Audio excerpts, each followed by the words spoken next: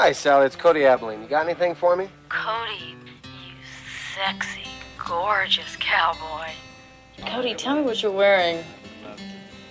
I bet you're wearing those sexy tight jeans. I'd love to have you here. Too much. Cody, I want you so bad. I want to feel your manhood pressed against me. Oh, I understand. baby.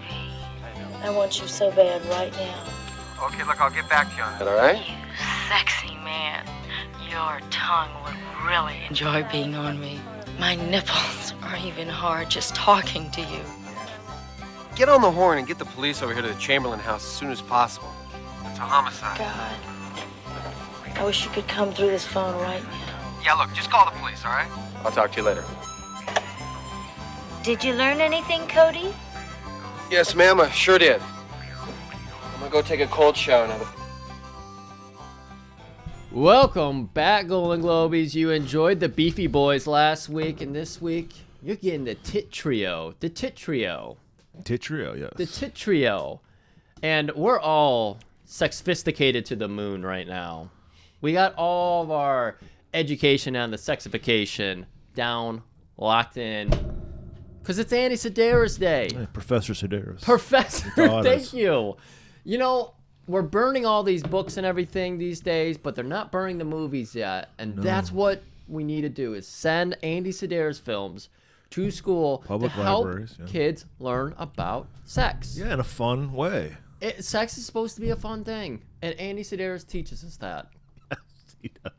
Because we're losing it. We're losing God in our lives, and we're losing sex in our lives. We are, yeah. Look, yeah, young people are fucking less and less. That's right. I think it's maybe that's why, because there's not a lot of cable porn, soft porn anymore. That's right. The kids go straight to the hard stuff. Yes, they need to be teased into it more. Yeah. That's why the girls aren't having as much fun with it. The guys are not having any fun at all. You're immediately first time choking a girl. It's like, no, you got to build up to that shit, you know?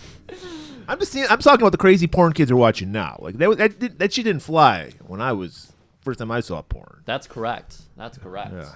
And of course, if we're going to be traversing the Sedaris universe, the Sedariverse, Andyland, I call it. Andyland. Yeah. We can't do it alone, Murray. No, we need an expert. We're always about having experts. That's right. Because we hate doing research, so we need people who do research for us. Well, again, we're not a podcast of facts. No, we're not. We're a podcast of education. Feelings. Field education. And you're gonna get felt up all throughout this episode. All throughout it. You can introduce her friend, her Sederologist? Sederologist? I just hope everyone, if you got a boner, strap it in, tape it down. If you got tits, let it loose. Let it loose? Yeah. Okay, great. Well, I this know is a pants-free episode. Pants-free. I know everyone's been dripping wet hard for the last week after the Beefy Boys episode, and we're probably gonna get our. This is actually a cool down episode. That's how hot last week's episode was. Well, it's going to be very satisfying for everybody, and to help with that climaxual satisfaction, Mike. Hello, everybody. I don't know what the logic is. I guess we do need to cool things down after that story that Thunderlats told about his dad talking about Arnold's junk. Oh, yeah. So we're going to cool you off with copious amounts of breasts. That's right. Yep. Breasts, ice cubes. When there's breasts, not just any breasts, though. The finest breasts, Playboy Playmate breasts. That's right. Connoisseur breasts, and somehow Sybil Danning too. Yeah, that seems like a weird get for Sedaris. How early in the career of Sedaris are we? This is technically third movie. He did a movie called Stacy in the late 70s. Which this is a loose remake of. Yeah, and you can't find it anywhere. You can find it on Internet Archive. Okay. I downloaded a copy from there, but there's no, as far as I can tell, official physical release. And then he did Seven, and then he did Malibu Express. Jesus, we're only 3 in. He's already mastered it. He right. has. This is where he's found the sweet spot of Sedaris. Like, get the playmates, get the convoluted plot. That's right. Get the punks, the muscle guys. It's impressive how it's just eye candy. That's what you're coming into this movie thinking. When you look at the poster and Man, they did a lot of favors. His name's like Darby Hinton or something. The guy who plays Cody. They did a lot of favors for him. That it was like the Bruce Campbell Army of Darkness Yes. poster. Oh my God, yes. He was chiseled out of marble. His stash was somehow even thicker, but that man does have a good stash. He does. He does. does. So. It's almost on par with when you grow a stash. Well, it reminded me of you Yeah. all throughout. I'm like, this is like the idealized version Yeah. of my partner, Griff. Yeah, this is Griffin with the super soldier serum in his It- veins. yeah. In fact, I'm gonna. Well, by the time you hear this, you'll seen it. I'm putting up a side by side of Griff at Mike's wedding and Cody Abilene, and you're not gonna be able to tell who's who.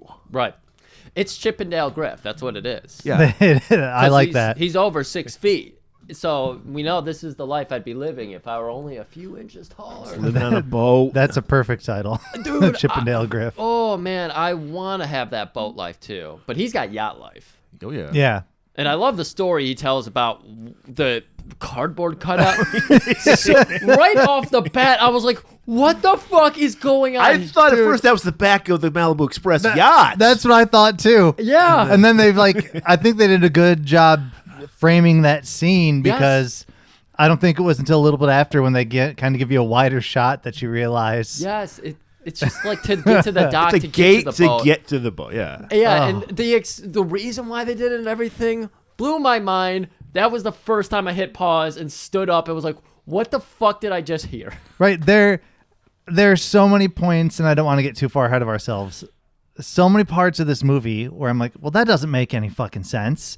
And then you either get an explanation shortly after, but by the end of the movie, you have an explanation for basically everything where you were like, that doesn't make sense. Yeah, it's not bad. There's one thing that I'm still like, God, that's so fucking stupid. Oh, and I'm not saying they're good. Oh, no. Well, that's the beauty of Sedaris. It's simple yet complicated. Oh, my Right. God. He has the most convoluted, stupid plots. Yeah, it's like he did want to make like a really intense spy movie that had people gripped, and then he started filming it and was like, I'm not enjoying this. Let's get some playmates in here. Let's get a fucking hunk to take a naked shower, and we'll film his untanned buns. It's going to be great. Then we'll get the tits out, and his wife's like, hell yeah. This is great and all. I love your vision, but I want some tits. I want some chunks and hunks. Yeah, that's what people don't realize. Sedaris movies are a family affair. His wife, Arlene, produced all his movies. And his wife, I believe, still runs the website and the merch store. Oh, see? Fucking She's amazing. keeping the dream alive. She's Yeah. the female Jim Cornette. She's still got it all going. She's probably got the podcast. She's a TNA historian, yeah. Yeah, that's right. Oh, man. So we've got some great computer graphics, but one of the problems that I think we all share, there's a couple of good ones, but there's a lot of bad music in this. Yeah. I was very confused about the music. Yeah. Like, if the music was better, I think there's a scene or two that would chart high on the Speedson scale. But because the music kills it. Yeah. Yeah. Not a fuckable note played. No. No. I mean, I guess this side of this part of the country, not a fuckable note. But if you go farther down south, they're probably like, oh, let's make some babies. Woo! Ooh. Yeah, I was surprised this came out in 85 because it has that late 70s white trash drive-in theater vibe to Yes, it. Like Smokey and the Band, 100%. like all Burt Reynolds movies from the 70s. Ow. Oh, yeah. So I was like, what? This was 85? I know, the car racing and everything, just the mustaches, the cowboy boots. Of course, he was from Texas. Laying pipe, as you say, down there. He was from Texas. He was the only one without a southern accent. You're right. Like, I did not place that. Fucking Christ. there's so many characters in this movie that have that southern drawl, and he's the only one that's like, "Hey, I'm Cody Abilene. How you doing?" Yeah. Every once in a while, he'll be like a dog trying to shoot a peach tree. Right. Peach seed, not tree. He has the sayings, but not the Right. accent. Not the accent, but he does lay lumber like a Texan would. I will say, because if you're a longtime fan of the show, you know I love me some trashy 80s girls. And Oh. he totally nails it in this movie. One thing I got to say, conditioner, ladies. Some women needed some conditioner. There's a lot of frizzy hair I was not feeling. Oh, but- listen, there's a character that we will get to in this movie. I wouldn't change a thing about her. Okay. Love her. Well, I think I know you're talking about. I think that was a wig, but we'll get to that. Okay. Yeah. Now, if we're going to talk about hair, just hair alone, who's the lady that pops out in your mind? Kayla's already got hers picked up, so she's obsessed with Beverly's hair. Oh. I'm not gonna give the last name because the last name is part of the thing, but June. Everything about June. Yeah. Yeah, I've got a favorite too, but I'm gonna reveal it later. You're going to reveal it? You're going to Yeah. hold out on the audience? Yeah. Yeah, June's Do hair you want to reminded take any me. guesses who my favorite is in this movie? Liza, Maybe. maybe. Mike.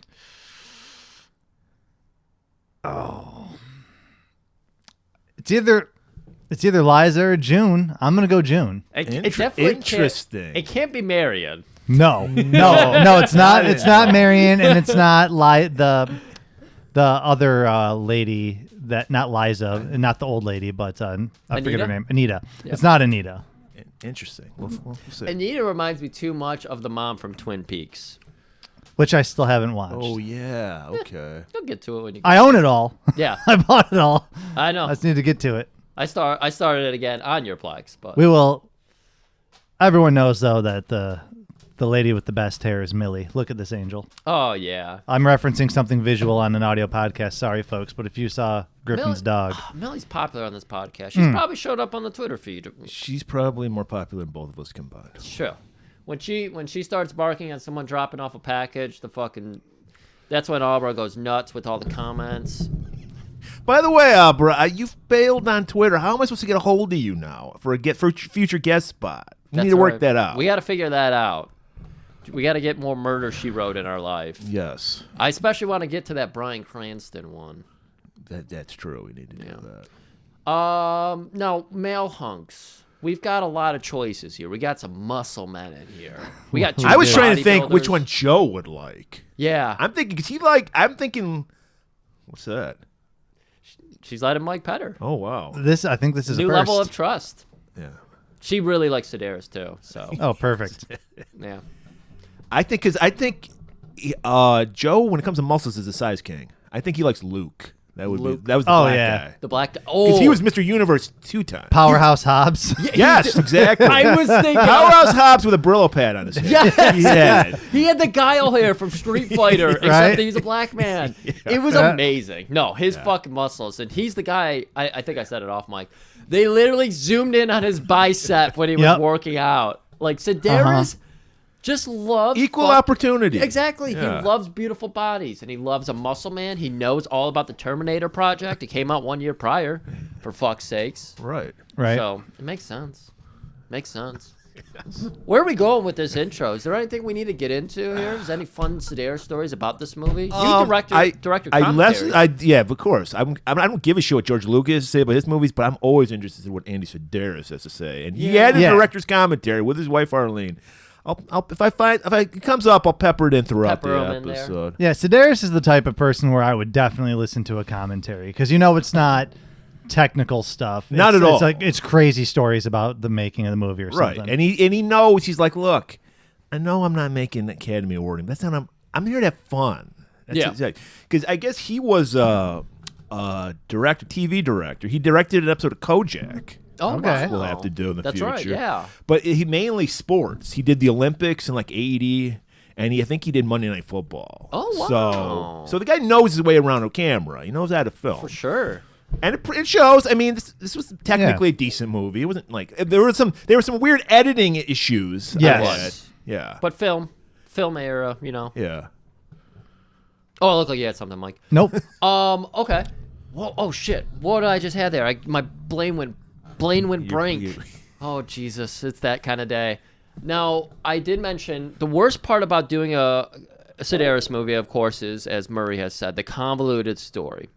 Always an over-the-top spy story, but there's also 4,000 names. Yeah. So let's see how many we can get out here. We got Faye and May. Yeah. Oh, door just opened. We got a ghost. We also have a ghost. Yeah, you got to shut it real good there. We got Faye. We got May. We got Cody. We got June Knockers with an H. Oh, he gave it away. I know Mike was saving that one. We have Contessa Luciana. Contessa. We have Matthew, Mark, and Luke, the goons. Yes. Of course, Kayla was raised in a strict Bible house, and so she was like, are you fucking kidding me? Like the 3 sons of whatever. Those were the 3 first kids' names of the gospel. Okay, yeah, I wouldn't. That's over my head. Oh, yeah. You can hear me trying to figure out. Kids. Jesus didn't have any kids. Jesus they were didn't like have his kids? his Apostles? Yeah, there we go. That's it. Beefy apostles. Right? We got Lady Lillian Chamberlain. Lady Lillian. Maid Marian. Maid Marian. Yes, Marian. We had Sally. Oh, yeah, Sexy Sally. Sexy Sally. Sexy Sally, Beverly. No idea what the fuck was happening in any of those scenes, but they weren't funny. Beverly. Beverly. Anita. Stuart. Frederick. Oh, Stuart. Liza. Shane. Yeah.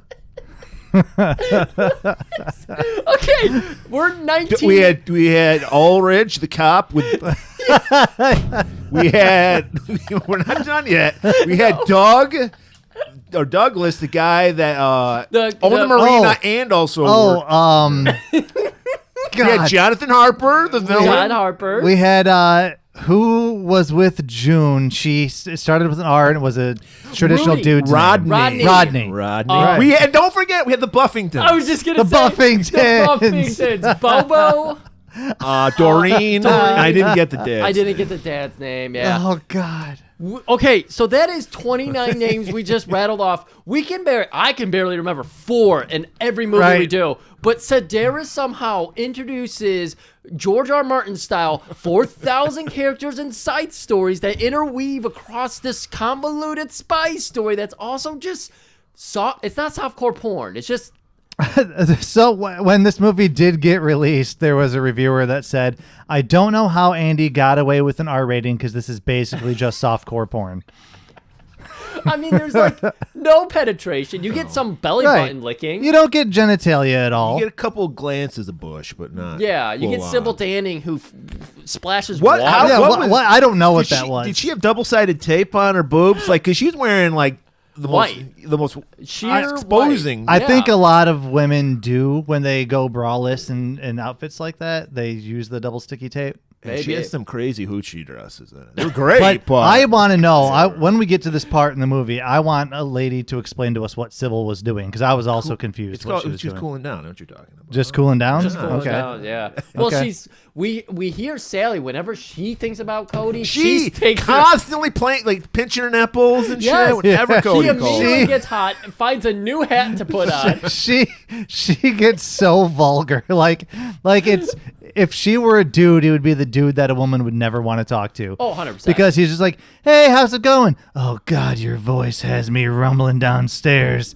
Oh, Cody. She like just gets so aggressive. Rumbling downstairs. Oh, I get it. I immediately picture someone falling downstairs, and I was like, I don't know why that's sexy, but I like it. Never mind. Oh, God, that's I just good. want to watch this movie again. I know. Sedaris. Just fun. Just fun, stupid, mindless. So many details. That's what we love. We love our fucking details. Yeah, I told the G&G boys off mic that I started taking notes, and about 20 minutes in, I gave up because I just got too invested in the movie. Like, I didn't want to stop to take notes. Unfortunately, they did because, they're the hosts. Their job. I had the luxury of being a guest, so I could just bail on that and enjoy the movie. It's a good one to watch. And just the fucking jokes. Sedaris must have 1,000 kids, because if he was writing those jokes, some of those jokes. This car's the tits. Well, what are these then? Yeah. That's a Sedaris joke. Oh, man. There was, In that one scene, she flashed her boobs like 3 times. Right. And then she gets to go, I love speed! I did like, oh my God, there's too much to talk about. Yeah, I know. We got to We'll get to the into movie. it. We'll drag this out for 9.5 hours, Sedaris style. All right, so should we get to the trailer? That's right. All aboard for this trailer from Malibu Express. Meet Cody Abilene, a private eye with an adoring public. He's an undercover operator Hi, I'm May, and this is my friend Faye. with a knack for getting at the bare facts. This is the Countess, a government agent with her own special skills. And together, they're both headed for danger on the Malibu Express. This is kinky. In the world of high rollers, low blows, and dangerous curves, Cody's playing a deadly new game. Go ahead, make my day.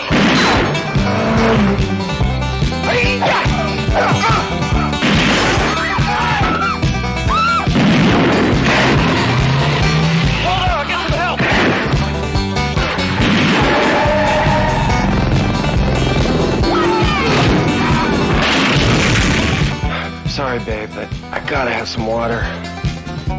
The FBI wants him back. No one should suspect anything. I'm gonna nail him with a grenade. The Russians want him dead. And the girls from the yacht next door just want him. I understand you're a private investigator. And Cody Abilene always gets his girl. Marvelous. So park your car, hide your guns, and lock up your daughters. Cody Abilene just got another case.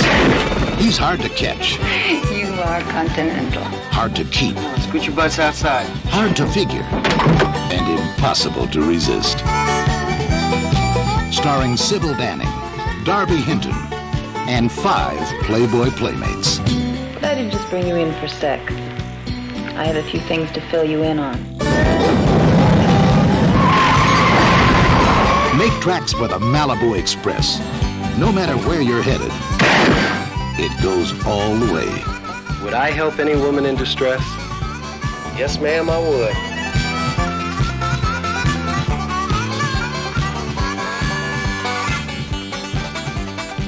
We are back and we are clicking away at our keyboards. Sedaris showed up to film in a dark library for one day. State-of-the-art graphics. We all have hot opinions about this opening scene. Sedaris has us hooked from the credits. He starts with the credits and you're invested. How do you do that? By being Andy freaking Sedaris, man. Yeah. He's like James Cameron Right. with no budget. Like John Cameron? John Cameron. Oh, sorry, It's John. Okay. Cameron. God damn it. I was listening back the other day for quality control, and I was like, oh my God, I did say John Cameron 45 times. Yes. Got a brain. I It's got all a right. brain. It's all right. It's part of the charm. And aside, I heard that Avatar 3 is going to be 9 hours long. Oh. Yeah. And that's not even a joke. That's fucking awful. Is it going to be... one movie goes to theaters, one goes to streaming platforms, and the other one is an immersive experience, and you actually have to take the Titanic to go watch it. Yes. Oh, my God. He's doing the Jericho wrestling cruise Oh. for Avatar 3 Part 3. That's an experience. Fozzie, they just wrapped up a new single, That's an everybody. experience I don't want to have. That's it. Oh, so anyways, we're getting glimpses. We know. Sedaris. We saw the fucking poster. You got me that poster, right? I believe so. I got to get a fucking frame for it because, my God, people are going to be confused. Yeah, They're and gonna- so I'm upset because I thought you guys had done Malibu Express. That's why I got you that one. Oh, And then okay. later I realized you didn't. But now I'm glad I got you that one because this movie's awesome and I want to get one. Yeah. I just got to get the right size poster for it because I Right. think it is like one of those awkward sizes. Yeah. But anyways, so we're getting glimpses. We know we're going to see a fucking sexy lady in this movie with some questionable tits and some good tits and some natural tits and some unnatural tits. But man, we're getting a lady that's not quite the looker here. She looked like the 50-year-old who's been smoking all 50 years of her life, so she looks Yes. 90. Yes, and her mom smoked the whole time she was Yeah. pregnant. That's because she is a 50-year-old old lady. Because she was the lady who just worked at that place where they did the graphics. Oh! And she was literally typing it in with her long dragon lady fingernails. So I saw those nails and I went, did he hire Lady Deathstrike from the X-Men comics? Because what the hell? How do you function with nails that long? What's crazy is How do you wipe? That's popular again today. Oh my God, I didn't even think about that. When you're wiping, that's like a bugle just hanging there. Just Right, You're like gonna be what do you cleaning do? and Do you like scraping. karate chop, side palm it? Like how do Yeah. you do this? I feel like we're getting into the 3 shell concept here from Demolition Man. with those fingernails. That's where the idea came. Oh, yeah, you use 3 fingernails and suddenly evolved into shells or something. Anyways, this woman's nails are atrocious. She's typing with the nails, not the Yeah. fingertips. Oh, yeah. No, she's it's crazy. Yeah. Fingers on stilts. Is that more, what is the word, orthopedic? No, it can't be because her hands have to be at like a T-Rex angle, like a velociraptor. Like Peg Bundy, how she always walks like like yeah, that lady has carpal tunnel for sure. Yeah, okay. So anyways, we got these beautiful, like you said, she's literally making the graphics as they're filming it with the credits going by. We're seeing all the actors. And I want names to and thank everything. Andy Sedaris because he helped my job make it easier when he actually listed all the Playboy Playmates. It literally says Playboy Playmates and listed the ones that are just Playboy Playmates so I could do my research. You're right, he did. It's a good thing, too, because Murray has 9 pages about turn-ons Yeah, and well, no, I turns-offs. don't. Thanks to Andy Sedaris, because I'd be like, is this? Because almost every woman in here could have been a Playboy Playmate. So yeah, Every one of them was like, yeah, that could be. but I'll point them out as we go through. You'll point them out, and we'll think of one turn on and turn off for them. Okay. Anyway, so now we're finally getting to our opening scene. We got Cody. He's rocking a cool car. Can we just point out that there was a really gross close-up of the woman licking her lips Yeah. as she was typing? Oh, yeah, that's right. Oh. I'm glad we had the sound of the fingerboard, the finger keyboard, and not the mouth. It was like one step away from Lynn Shay and Kingpin, where she's like, ah. Oh, no, you're right. Not good. I'm glad you brought that up. Thank you for reminding me of that tongue. Anyways, Cody rolling up. That's our hero, everybody. Right. Cody Abilene. Griffin Abilene rolls Which up. is a running gag in I love this. Sedaris, the Abilene boys. There's a different Abilene in every movie. And Yeah, I they- think we've come across at least 3 or 4. Yeah. There was one in every one we've done. Okay. I know. Like, I don't know about the 90s. I don't know. thought 2 of the movies had the same Abilene that Could've we've done I so far. thought Hard Ticket to Hawaii, Yeah. Picasso Trigger, Dallas Connection. Savage Beach came after that. Did we do and Savage I don't think Yes, Dallas we've done Connection had an Abilene. Yeah, I did think it? by the time they got to the 90s, Yeah. they kind of got rid of the I don't remember an Abilene. Abilene because it was led by 2 women Yeah. for that one. Okay, so yeah, we've had at least 3. Cool. So Cody. So he shooting rolls range. up in his red DeLorean. Yes, Red DeLorean. Thanks for repping Detroit. I didn't like it. It was awesome. I don't know. I'm so used to the stainless steel, like Yeah, fucking, that's you the know, cool one. right? I Have also you ever seen one of those in real life? yeah. I saw one once too. We used to have one on sale down the street here. It's funny because it was red. I didn't recognize it as a DeLorean until he No. opened the doors. Right? Yeah, because they were always like stainless steel. Right. When he opened the doors, I was just like, "Oh, it's a car with those doors." And then later he says, "That guy trashed my DeLorean, man." And I was like, "Oh my god, that was a fucking DeLorean." You notice he points out the make of every car he's in throughout this movie. Sedaris loves so- cars. He's a '70s man. He's a gearhead. It's gearhead. That's why we have so many races in this movie for some reason. He stops at the shooting range.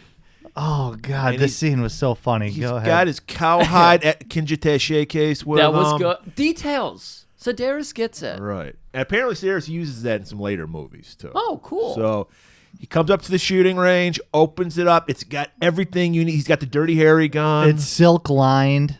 Oh yeah. It's got the like shapes cut out and everything. So you got the gun, you got the special safety glasses, you got the headphones. And you're like, And all the right, bullets. who is this guy? Because this is our first introduction to him, right? So we're like, this guy's a bad Oh, yeah. motherfucker because he looks cool. He has the stash, looks like Griff.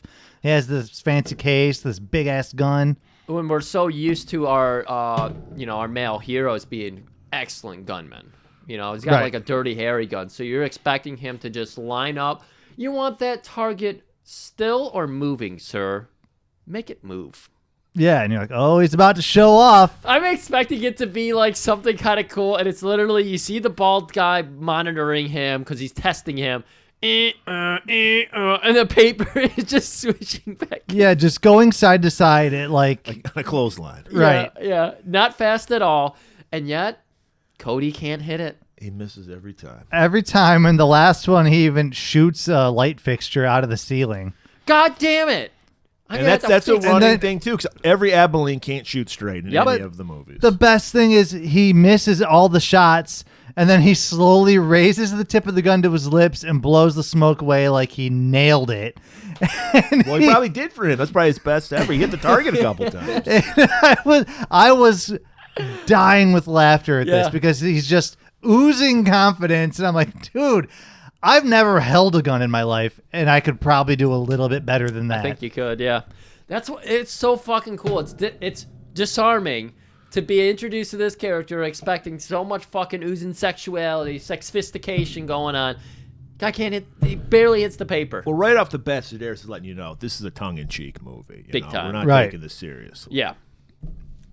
So now he's got to head to the racetrack where he meets his old friend June Knockers. With an H. With an H. With an H. But this isn't just any bimbo, Griff. This is Linda Weissmeyer, Playmate of the Month for July 1982. I thought I had you. I thought you didn't come packing. I always come with research. Oh. You want to know what her turn-ons are, Griff? Please. Eating. Okay, good. Compliments. Okay. Traveling. Okay. Art. Okay. Down-to-earth people. And country living. Country living. You want to know what her turn-ons are? Those are some pretty, like, I hate to repeat what she said, but down-to-earth turn-ons. There's nothing crazy like fast cars and hard bodies. Like, those weren't canned answers. She's just a simple country girl. That's right. Her turn-offs are waiting in line. Oh. People who are late. Fuck them. Her dying plants. Shit. And this was a shocker for a Playmate. High-heeled shoes. What? You know what? I'm not surprised. I think by I'm that. in love. I'm sold. Yeah, I'm not surprised by that one. So, yeah. This is the kind of woman you take home to mom. That's right. Exactly. And care for her plants. And care for her plants. So, not only is she a great pair of tits, she's also a great driver. Incredible driver. And she's just driving away on that course. And then she meets up with her man, Cody. Yep, Cody's just waiting there with her photographer, Rodney? Rodney, who's a female. Who's a woman, yes. Yes. And also a very attractive woman. And also, everybody uses innuendo in this movie constantly. Mm-hmm. So the notes would be 9 pages longer if I wrote down every innuendo. You got to take this lesson for yourself. You got to go do your own research and watch this fucking movie. So yeah, she's sharing some innuendo with Rodney and Rodney's, anyways. And June finishes off her track, and then she's got to go switch out of her fucking, tracksuit. Right. She's wearing the big old coverall onesie, fucking racer jacket thing. Gets in the locker room, immediately pulls her tits out. Are these fast enough for you? So the funny thing about this scene is I don't know at this point that they had said June's name. Yeah. They might have said her first name. They definitely didn't say her last name yet. But there's a locker behind her that says June Knockers with an H. Yeah. And I started laughing at that. Then it was almost immediately after Cody, I believe, mentions June Knockers with an H. Yeah. It was... I think I caught that out of this. It was like a subtle, thing. And I was like, wait a minute. Did I just fucking see that right? And then, yeah, Cody immediately tells you, June Knockers. She's got it written on the side of her car, too. She does does have she? it written on the Okay, side I of didn't her car. notice that. Yeah, it's everywhere. When you go back, this is a fucking treasure trove. You're kind of little mesmerized details. by her knockers that you don't really see. Yeah? Are you... Her knockers without an H. Yeah, knockers with tits, breasts, Jugs. sweater meat, jugs. If we're gonna grade these tits, what would you grade them? I don't scale of 1 to 10. Sure. They're nice, but they're natural. Mm-hmm. I'm gonna give them a 7. They weren't perfect, 7? but they were nice. Mike, would you like to grade them? I agree with Tim. Natural will always get a bonus for me. Yep. I'm gonna go 7.5. 7.5. Yeah. Okay. I think I would put it at 7. Then when I was watching this with Kayla today, she's like, they're too pointy.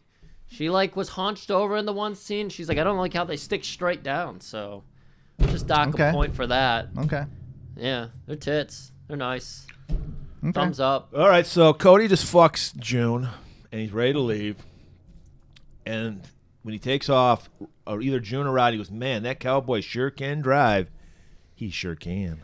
And then we get a nice gratuitous shot from, Sedaris just focus on the tits. This is the first time he really featured the best asset. The two asses.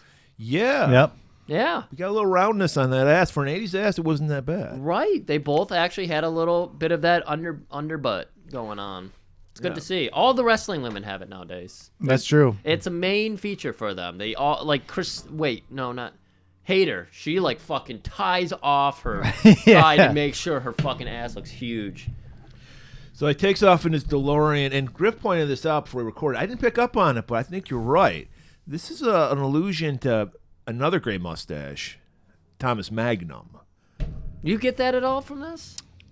Have you watched Magnum PI? I've never watched Magnum PI. Okay, that would be the difference. Okay. So, like, one of the iconic things about Magnum is he's always talking to, like, a tape player. Well, he's always narrating the show. He's not talking to a Yeah, tape but player. it's kind of that thing. And he does it, obviously Cody does it into his little tape player and everything, or tape recorder. And I was like, man, that's very Magnum. And then the cars, and then him being a PI, I was like, I fucking feel like they're trying to... I look up the actor who plays Cody. He's been in an episode of Magnum PI, the original run. And this year, he was in an episode of the new Magnum PI. Oh, okay. And I had a good laugh. Nice. So he drives back home to the marina. There you because like every great, cool, like Sonny Crockett on Miami Vice, he lives on a boat. Gotta live on a boat. It's the cool place to live. And this is where we all get swerved because we're looking at the back of the Malibu Express, Right. the boat. Yeah, I'm like, that's a weird looking boat. So weird. Couldn't figure it out what was happening here. And before he can get on the boat, Doug, who there's more to him than meets the eye. Right. We just know him as the marina guy who runs the marina. He's upset about what we learn isn't the back of the boat. It's like a gate. It's like an airbrushed gateway to the pier that goes to his boat. Like when you see in those old movies, they have the false walls Yes. that people go through. It was that. Yeah. The Roadrunner would always paint the fucking the tunnel. Yeah, it was kind of like that type So of it's thing. like the back of a caboose. Ergo, the Malibu Express. Yeah. And so Doug Hamilton, did you say his name was? I don't know what Doug his last F. name. Hamilton. He was giving Cody the business, telling him like, "Come on, what's going on with this boat?" There's a couple other people there that were upset, and they were like, Your dad's out there. He's been out to sea for days. He's been lost. We think he's been lost. Oh, who did he take out on his boat with them? 6 women. They don't know how to navigate. And he's like, well, I think they're navigating just fine. No, he goes, I think they got blown off course. Oh, guys, I'm glad we're all here because we'll remember some of these classics. And then we get a little more voiceover. We learn that Voiceover. why is there voiceover? We learn that why is it a train? Because Oh my God. Cody's mother, who had a fear of boats and airplanes. She should have had a fear of trains because she died on a train derailment. And in honor of her, they put up that fucking monstrosity of a gateway for their mom. What the fuck was that supposed to mean? I was I so don't confused know. by that. Well, everyone's confused, and you know what? We snap people out of it. Nice butt scene.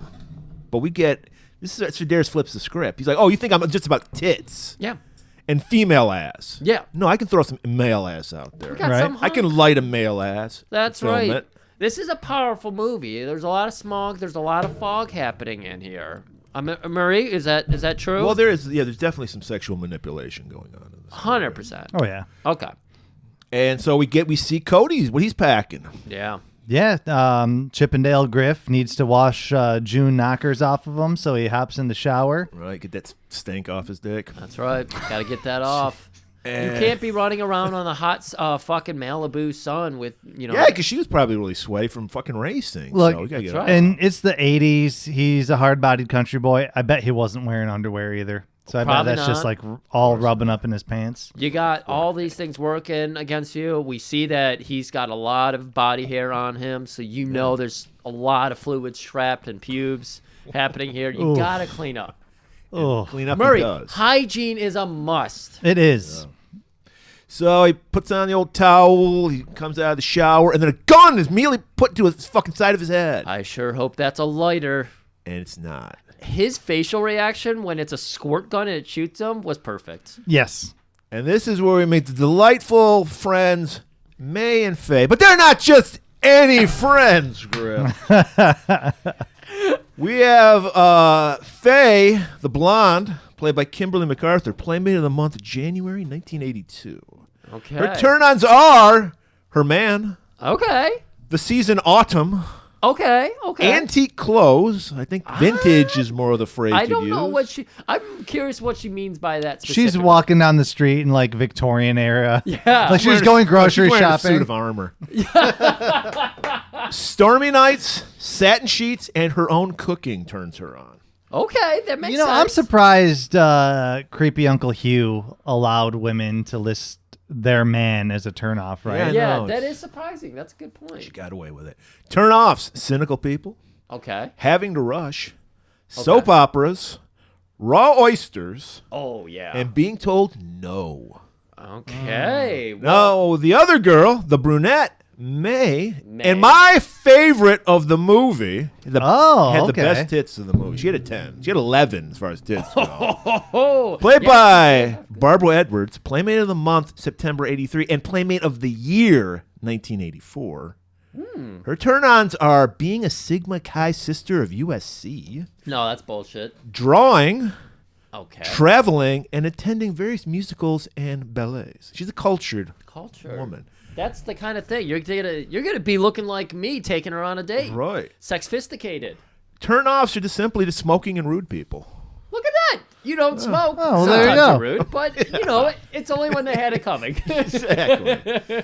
So they're just these two horny girls that are in town. They saw this hot guy in the next boat over. You can't be in Malibu and under the age of 39 and not be horny all the time. Right. That's the picture Sedaris is painted for Yeah, all of like us. it's just you have to go out of your way not to have a sexy encounter with a Yeah. hot lady. Literally, when we get to the mansion in a little while here, the only reason why Lady, what's her name, is not fucking everybody is because she broke her leg. because Right. she was fucking someone. Because she was fucking so hard on a slip and slide. Shane, I believe. 'Cause Shane Yep. fucks everybody in this Yeah. family. Shane is there to be a gigolo. Yeah, I'm sure Cody would have laid that pipe if she didn't have a broken leg, As Yeah. they say in Texas. 100%. as they say in Texas. She was like, I can't give it my all. I'm not going to go. I'm not going to Right. go. I there." want to say, our friend Paul London, who is a born Texas boy, I said, do you really say laying pipe? He says, yes. That's how we greet people. Say laying pipe. So, hey, man, fucking crotch stank ain't just a man thing. May and Faye got to get their shit washed off, too, and it ain't working on their boat. So they're Well- like, can we use your shower? Right. Can we use your shower? Also, we've been stanking it up just fucking watching you shower. Right. Like, they must have had their eyes on the window or something because they're, like I said, anybody under the age of 40 in this movie is fucking dripping, wet, erect, hot, and ready to trot. Exactly. That's why people need a lot of water in this movie. And Any water. there was some critic that said this shower scene with these two Playboy playmates was one of the hottest lesbian shower scenes in all of cinema. Really? They didn't really do anything with They each didn't other. do a Right. single I thing. was very confused, and this must have been a very dated review, right? Like Yeah. maybe when the movie first came Right. out, Right. because I was like, it was kind of paint by numbers. I don't even remember them touching each They, other. No, they they didn't weren't. really. I mean, Yeah. They were the only just- touching was because the shower was small as shit. Yeah. But And they had Yeah. their, did they have bottoms on too? No, they were No, they were Oh, naked. they were naked? Yep. Okay. Yeah, they look great, but yeah, it wasn't. Yeah, we're going on lesbian scenes too, maybe. Right. Just because there's two women in the scene. right, Right. calling it a lesbian scene was a bit of a stretch. So clearly, the shower scene in the Stallone and what's his name movie was clearly Oh, Tango and Cash. Tango and Cash was super homoerotic. Yeah, I mean, and wasteful of water. and very I will wasteful. Never Yeah. point that Go out. back and listen to that episode we did. We talk all about the water consumption. Especially in California. Yeah, That's probably why they have the droughts. right. it The is. prison showers. We had Greta Thunberg on for that episode, and she was very upset about how much How water. they dare used. you? Exactly. That's my future going down your drain. But I will say, Stallone had a nice butt. But like a Texas gentleman, he doesn't join the ladies. He's like, he doesn't even look. He puts the shit like towels and doesn't even look and goes, "Here you go, ladies." He's got to be rounding to the 40 age or something, because, or We are literally living in a day of his life. And literally throughout the 3 days this movie takes place, he is hit on for sex every 2 hours. He has a titty flashback at the end of the movie where he flashbacks to every titty he's seen. Dude, that was so funny. It was my favorite part is one of those he wasn't even there for. He has such a fucking what's the word? Pornographic memory? Yeah, sure. It's just like he saw the photos of it. That could have been it, and he saw it in perfect colors, imagination. Right. But he's got like a telepathic dick, and when everybody else is fucking nearby, he and Daredevil see in the room and like paint the picture in his head. Because he is painting all these pictures like you weren't there for that. Dude, it was so funny. The post-match highlights. I know they did it in Howling too, but they just repeated that one scene over and over again. But this was the better way to do it. Oh yeah, Andy Sedaris will sit us all down at the end of this movie and explain how he pulled the trick right in front of you, Penn and Teller style, and then he'll be like, "I know your brain is mush now. Here's some titties." Right. And I'm glad you brought up Howling too, because now we're gonna get into the meat of the matter. That was beautiful. The plot with our Lady of the Hour, Sybil Danning, as the Countessa Luciana. The most Italian name for the most un-Italian she's character. German, for Christ's sakes. Yeah, that would have been a good name. But she's just hired for a killer body, and she's showing it off. She's coming in. She's got the fucking shade blue blockers on. She's pushing doors. I think she was in the restaurant where Hasselhoff had the fight with Lauren Avedon. That's right. She just came back from there. She dropped 10G on fucking Avedon, and he lost her. So she's like, "Fuck this guy." He says he's 6'3". I can tell. He's wearing lifts. He's maybe 5'10". Right. And this is where we get the flimsiest of plots, but the most convoluted yet flimsiest of plots. She meets up with Doug, who we just saw in the previous scene. He's the owner of the yacht, which, we forgot to mention. Cody's dad owns the yacht? Yeah. Yeah. What? And Cody's dad's alive somewhere. Somewhere on his other yacht. He's getting blown somewhere. So Papa Albalane is alive somewhere in the world. Yes. Yeah, he's like training for a race, I think, and he took a crew of 6 women. Why do you think there's so many Abilene brothers? He's planting his seed all over the world. They're all half brothers. Yeah, and of course. God, it would be cool if in one movie he pops up, but like in the most subtle way, and Sedaris would be like, "Oh yeah, that's Papa Albalene right there." Albalene. I can't say this name. I can't say it. Okay. So I guess Doug called her in because, remember, this is the height of the Cold War. Yes, 85. And as we know, we're always 5 years ahead of Russians when it comes to computer technology. Yes. Until now, because they heard word of some guy smuggling computers to Russia. So there you have it, people. That's the plot. Computer smuggling. That's just it. Hey, listen, Sedaris doesn't let plot get in the way of boobs, okay? I guess somehow they're going to steal our secrets by our fucking gateway computers. They saw the graphics in the Commodore. opening sequence, and they want some of that. Look, I do a writing workshop because I'm one of the most prolific writers in the world. I'm not going to tell everybody my pen name or anything like that. But yes, you have made me billions. How do you think we built the Laserdisc vault? They say. I really hope you have a secret life as a writer. By the You way, published like 8 books. People went nuts on Twitter for that split-second Laserdisc. Excellent. We went viral. Good taste. Everyone's got good taste. I'm glad. So the secret to writing a great story, and clearly Sedaris gets this: simple story, complex characters. Yep, there you go. Okay, they weave you around just a simple story. Russians, computer parts. That's it. And he gives the Countess a possible lead from a Lady Lillian Chamberlain. We just need somebody to get over there, figure it out. I think I know just the guy. And Sedaris in this movie does this thing where he puts in like a 3-second frame of like the character they're thinking of, just so you know who they're thinking of. And so we see fucking Cody like flip his hair back after the shower or something. Right. Well, he's being respectful. He's just having a nice cup of coffee while the girls are showering. They come out in their towels. Okay. And they drop the line, "Cody, we learned you're a private investigator. Care to investigate our privates?" And just as he's about to fucking sink his teeth into that, He was getting his fucking stethoscope out. he gets a call on his gigantic pager. This pager. And it tells you things, messages and shit. So he's reading this message. I couldn't make out anything on No. the Right. thing. No. But apparently it's Luciano letting him know, come to my place. I have a case for you. Right. So, hey, later that night, he shows up at Luciano's, which was the Sedaris' home. Oh. Okay. No fuck. Really? And fucking Sybil Danny's got the fucking crazy-ass titty dress on, looking great. I don't know. It's just a robe. Gravity-defying tits, because they're like, they should be falling out, but... Oh, you mean when she puts on the red dress? Yeah. Well, Okay. her dress she has on before is like an She's Elvira just wearing dress. a robe. No, she's No, wearing I think a that dress. was like the style. That wasn't a robe. It looks like a robe, but that Oh, was I like thought it was a robe. Yeah, no, it looks like a robe. It definitely had something that was like adhering to her nipples. Yeah, she 'cause had to be using the she double was fucking stickies. swinging those things all over the Right. place. Cause Or that maybe that's why she's such a talented lady. She's got Right. amazing breast control. Right. Yeah.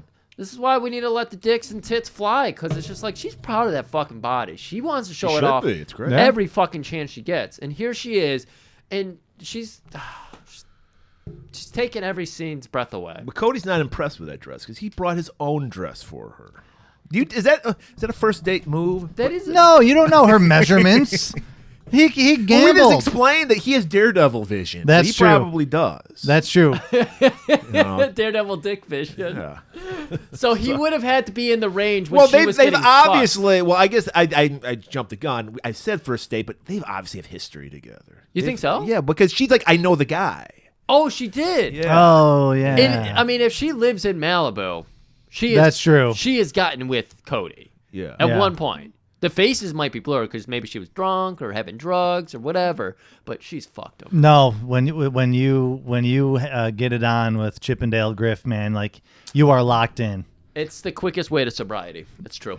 It cleanses the body. In the good way. In a good way. Oh no, yeah, of course, the good way. So he's waiting, petting a pussy, their pet cat. And she I fooled you guys. and the amazing Contessa Luciana is a magician in her spare time because she makes the quickest change. Yes. How she got into that dress? Well, she's so a master fast. of disguise, as we'll learn later. That's so. that's true. That's a good point. Yeah, and She is an artist. She's got a new titty dress, and they're out. Let's go out. Start off. What do? You do some shrimping. They were. No shrimping. You don't like shrimp? I like shrimp. I don't like shrimping. Well, no. Well, we're talking about the real shrimp. Okay. Because they have a platter of shrimp, literally, Yeah. and they're feeding each other shrimp, and then they do a little dancing, and then where else? What else? When after you're dancing, you're down for some dirty dancing. You gotta go in. We get like a nice date montage, viewing all that, and then I gotta get you back to my place. It's time. I can't wait any longer. They must not have had the money that Sybil's used to getting, because you notice we get a lot of cleavage. We don't get a lot of nips from her. I think we get a slight nip from this scene. Yeah, I noticed that too. I don't know if they were able to pony up the cash, but I was like, it's weird that we see so much of her in like Howling 2 and probably a bunch of other movies of hers. Right. And then we get a lot of teasing from her in this one. Right, and when you know Sybil Danny, she loves pulling her tits out. In fact, on the Hercules movie, she did the movie under the understanding She we're would going to never. be fucking in this movie. And then Yeah. Lou Ferrigno's like, no, I have to make a kid's movie. Right. And she's like, what the fuck? I wanted to just like fuck all through this movie. So, Right. yeah, she's fun. She probably was getting paid more if she fucked Lou Ferrigno too, or let his penis near her. So they're fucking, and I can't remember. Was the music even playing in this scene? Dude, there was music. There was, but it wasn't anything exceptional. It wasn't the weird music we talked about earlier, but it wasn't anything that would rate on the Speedson scale. Oh boy. Well, nothing. Sedaris again. He's not focused on making a Speedson scale fuck scene. No. He's just trying to have fun. And so yeah, it's a pretty passable fuck scene. A lot of strategically placed blankets and sheets. you know. He's really big on that. And then you know Did what? any of these movies release in the theater? I just remember seeing these on cable. I have no idea. The only time, like I said, before this podcast, the only one I had seen was Dallas Connection, and I rented it from my video store. Yeah. Yeah, so I don't know. I think these are like straight to VHS. Shit, the only one you saw was Dallas Connection. Yeah. Not Hard Ticket. And I spent years trying to find that movie. Like, 'cause it's one of those things where I thought about it. I'm like, what was it called? And I couldn't think of it. And then I found it, and it was very cathartic. Oh, man. Glad to have that. So, after you've had some serious coitus in Malibu, a sweaty place, and we know they are full of fluids and germs right now. Right. Cody. I think that's where. Oh my God, dude! I can't say it because you can't say it. You but can't say the C Cody. Let's just. Where did that come from? Just be careful. It did not come from a lab. It did not come from bat soup. It came from Malibu. Everybody. I like that. Bat soup rhymes with Malibu in a way. It's got a flow there. Murray's a rapper and he doesn't know it. You're right. I think it is Cody 19. Yeah. It's a little close. I think we can. Cody 85. Cody 85. That was Excuse the me. first. Yeah. It's the year. Cody 85. So now that Sybil is infected with Cody 85, he has a flash. He just. I need water right now. My electrolytes are so low. His reaction was fascinating. He's like, babe, I need water. She's like, I'm going to fucking ride that hog again. And he's like, no, I need water. So she's like, fuck, okay. I feel like he ad-libbed that. Because Sybil... No, because that's important. That's a very important... I know, but it's just like, Sybil didn't seem ready for that. She was like, fuck, okay. And then she finds like a tiny little robe and tits are popping out, ass hanging out, gives him the water, and he drowns it like he's SpongeBob SquarePants on the surface. That was a great reference. You nailed it. Nailed it. So... It's so good. Murray's mind is now blank. So as Cody points out, what he likes about the contestant is she's pleasure first, then business. Right, because after the fucking and the water... Gotta remember the water. Murray just poured himself a glass of water. I did. Big, beautiful glass. I just told you. Griff, I need water. That's going to be another references that no one will ever know. So she lays out the plan, this Russian fucking smuggling ring of computers. Right. I need you to look into this. I need you to go to Lady Chamberlain's. God, I can't remember these three. Lady Lillian Chamberlain. Lady Lillian Chamberlain. Andy Sedaris thought that was such a fun name. So Cody goes back home to wash the stank off again, and he's walking out. We got a great song. I wanted to use for the opener, but we could not find it. They literally ripped this into a 45. This is burned into a vinyl. What was it? Centerfold is something? Yeah. I want to date a centerfold. Oh, yeah. Yeah, and they broke it up, too, because he has some lines, and then he gets in the car, and so it's like, I could have ripped it off the movie, but it just, there's not enough of it for people to enjoy, but... Best song in the movie. Look it up. Barry Walsh. Hey, my girl is a centerfold. And as he's saying that, he walks by the two centerfolds in the other boat across the dock. Right, and they start catcalling him again. Well, they're fishing. They're and trying to they're fish. fishing. Yeah, they're fishing for some fucking Cody dick. Angling for some. And they're like, Cody, when are you gonna come over? Sorry, babes, I gotta do some business. I gotta pay some bills. Right. And he's doing in his monologue, his narration here. I love to stick around, but I gotta head out over to Bel Air for that Douglas F. Wilton job. I think the guy from Magnum PI had 3 names too. The guy's house they lived in. Thought he had 3 Robin something. Robin. Right something. now, Jack's just fucking stabbing our voodoo dolls. That's right. He slammed his table. He ripped every Magnum shirt he But had. before he can go, we bump into the Buffington family. We don't have enough characters in this movie. We need 3 more. We've seen 19 pairs of tits at this point. We need 9 more characters. Well, this is character development because we learn about the past of Cody and his father. Right. We learned that Papa Buffington, I didn't get his name, his wife Doreen, played by the female impersonator Busty O'Shea. Busty O'Shea. And his son Bobo. Female impersonator? That was a man. That was a man, okay. Yeah. I was like, this is feeling very John Waters. Yeah, it was very divine. Yeah. And we learned that the Papa Buffington had lost a race one time to Papa Abilene. Right, over in Carolina. Oh. These boys have traveled. NASCAR. Like you said, though, Papa Abilene has been fucking everywhere because we know that Papa Cody was a is a Stone. Texas boy. Yeah. So there you go. When these characters showed up, I laughed my ass off, and I can't stress this enough. If you don't watch the Sedaris movies, that they cover on the show, you need to at least watch this one. Please do. Tubi. By the way, they're easily available. Easily. Yeah. Tubi free. You right can, for now. like $5, you can buy the entire Sedaris saga Or do that. on DVD.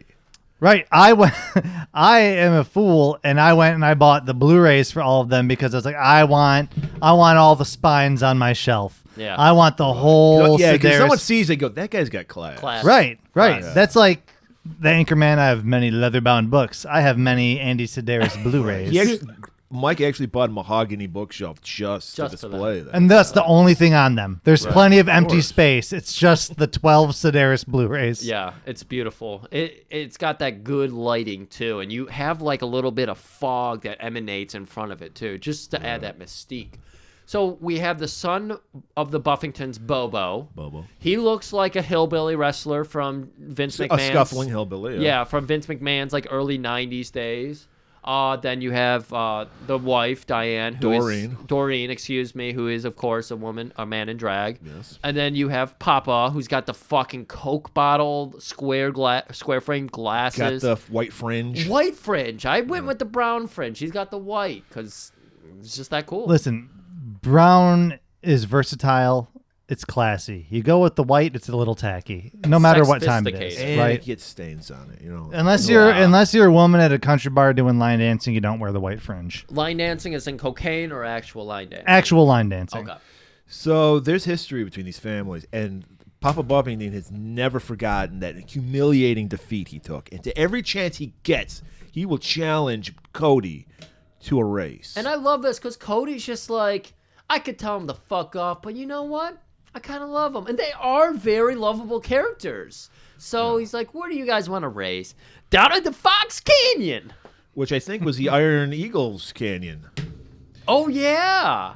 Was Slappy there to officiate the race? He was. Oh, No, I want Slappy. It was Slappy and Chappy, yeah. Every damn time he busted out the Slappy voice, I lost it. He had the pizza with this fucking, like, black olive, green olive, 12-sided die. iceberg lettuce, breadstick on it, Pizza Hut. You're getting beat out by Slappy. So, yeah, they race, and lo and behold, Bobo wins. Why? Because Cody can't go above 88 miles per hour. He'll go through time. He's in a DeLorean, for fuck's sake. But so he kind of threw that one. It's true. He threw it, and then we get a moment with the Buffington family, and Papa's asking Bobo, how did you beat him with this old little fucking beater? I got a secret weapon. Pulls out a bubbling brew of what he calls nitrous oxide in just an uncorked bottle of fucking dry ice or It looks like some mad scientist bullshit. Yeah, And there's bath salts down there at the bottom. He just has it, and I don't even think the container's closed. I think It wasn't. No. Because it had like ice, the dry ice in it or something, because it was emanating fucking fog, smog, dick fogs, and pogs. I don't know, man. That was, again, this is another moment when I was doing the notes, I had to hit pause to recollect myself because I was like, what the fuck is this? Why? And then his car explodes. Yeah, I was fully checked out of note taking at this point because I'm just all in the movie. He's like, yeah, it runs great for 20 seconds, and then the whole thing blows up. And then right afterwards, the car just explodes. That doesn't even explode. Yeah, it's like just a smoke bomb. Yeah. But hey, he beat Cody. So it was well worth it. And Cody's just like, all right, guys, I'll see you next time. Peace. He's got a life to live. Right. He's cordial even with his familial enemies, his ancestral enemies. Right. And I'm thinking that he's completely over it, but then he goes straight over to his friends who are working on his daddy's car. Right. He's like, can you check this out? I just lost to fucking the Buffingtons. Right. Right. You got a fucking, like, a loaner I can use? So Yeah. give him a Ford. I need a V8. He called it a 4-horser or something. 4-banger. A 4-banger. I lost to a 4-banger. So now he's heading over in his Ford to Lady Bel Air, Lady Lillian Buffington. Not Buffington, Chamberlain's. Chamberlain's, yeah. He cannot drop the fact that he's just driving a Ford over there. Like, his narration at this point is, now, usually I'm driving some kind of fancy muscle car or something, but look at all these Rolls Royce, Mercedes. Cadillac. I'm going to roll in here humbly with my Ford vehicle. They probably won't even notice. First thing Shane says when he answers the door, Nice fucking car. Dork. Yeah. Shane, the butler, chauffeur, whatever you need for this family. He wasn't out of pipe layer. He wasn't out of play girl. Could have been. You got some turn on and turn offs. I didn't We're look about at it. equality I here. don't know. That's the thing. I don't know if they do that. I'll look into that. Yeah, we got to look into that. We got to make it more equal. So yeah, he right. He's already given Cody shit, Yeah. and he lets him in to see Lady Lillian Chamberlain. Lady Lillian, she's in the back. She's got a broken leg. She can't get up. The pool's this way. Shane doesn't want to fucking actually do his job. Right. Well, he's got another job he has to do. He's got 8 other jobs to do. Right. He's literally, guys, spoiler alert, he's fucking every single person in this house. Yes, man or woman. Man or woman. They're not exaggerating, folks. This is why you need to watch this movie. Did you get this line that's coming up? He's all right. I think you misheard the line.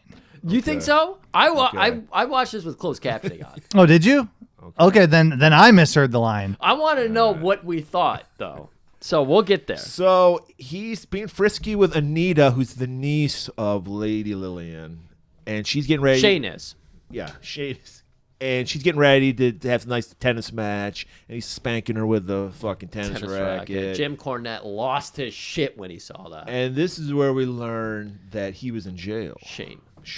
And she's like, what did a guy like you do? What did a guy like you do in jail? And he says, ate a lot of furniture. Mike? I thought he said made a lot of furniture. Because don't prisons have like workshops and stuff? They sometimes do have workshops. So I thought he said made a lot of furniture, and it didn't strike me as weird at all. Yeah, we're gonna have to go to a review on that one. But if you watched it with closed caption and you heard 8, then I'm gonna say it was 8, and it was a joke that just went over our heads. Yeah, so I'm thinking, is there a euphemism for dick that's the furniture like maybe thing? he meant like, because back in the day a lot of the furniture was made out of wood. So wow, that's a very complicated, right? Sedaris is that level. You probably didn't have a lot of metal folding chairs and stuff back then, unless you were in the WWF. That's right. All metal chairs there. So Cody's introduced to Anita and Shane. Right. Formally introduced. And Anita likes what she sees. She sees that mustache. By the way, she's in her tennis outfit. Anita never wears a bra. No. So even when later she's wearing a windbreaker. Powerful nipples. Yeah, high beams are on the whole time. Yeah, powerful. If we're going scaling powerful nipples, yeah, she's a perfect 10 there. Yeah. Those things are blasting off. So they're like, Cody, you want to stay for dinner? Why? Oh, of course I will. So, well, he's got to stay the whole time, so. Yeah. So they're at dinner time. We meet Anita's husband, Stuart. Looks like one of those old horror actors, doesn't he? Isn't there I thought there was. It was the guy that used in the cartoons. He looks like... Bugs Bunny had like a lookalike of this one. Looks like John Waters. John Waters? Without a mustache. Yeah, I would say he kind of looks like John Waters. He's like a balding, like skinny guy. Yeah, he's skinny, balding with the side part. A little light in the loafers, if you get what I mean. And he's there, and we're waiting for Liza, who's another niece. Right, and but that's not any woman, Liza. Liza is played by Lorraine Michaels, guys. Playmate of the Month, April 1981. Her turn-ons are, this is a bizarre one, my family. Oh, no. No. But it fits this role, if you think about it. Yeah, that's true. Life turns her on. Okay, no. Privacy. No. Honesty and consistent people. I can get down with honesty and consistent people, right? I don't know that honesty is a turn on, but like if we're gonna get turned off by people that are late, then consistent people I feel like should qualify as a turn on. Playmates are very punctual. I never knew that. Yeah. Turn offs. Taking down the Christmas tree.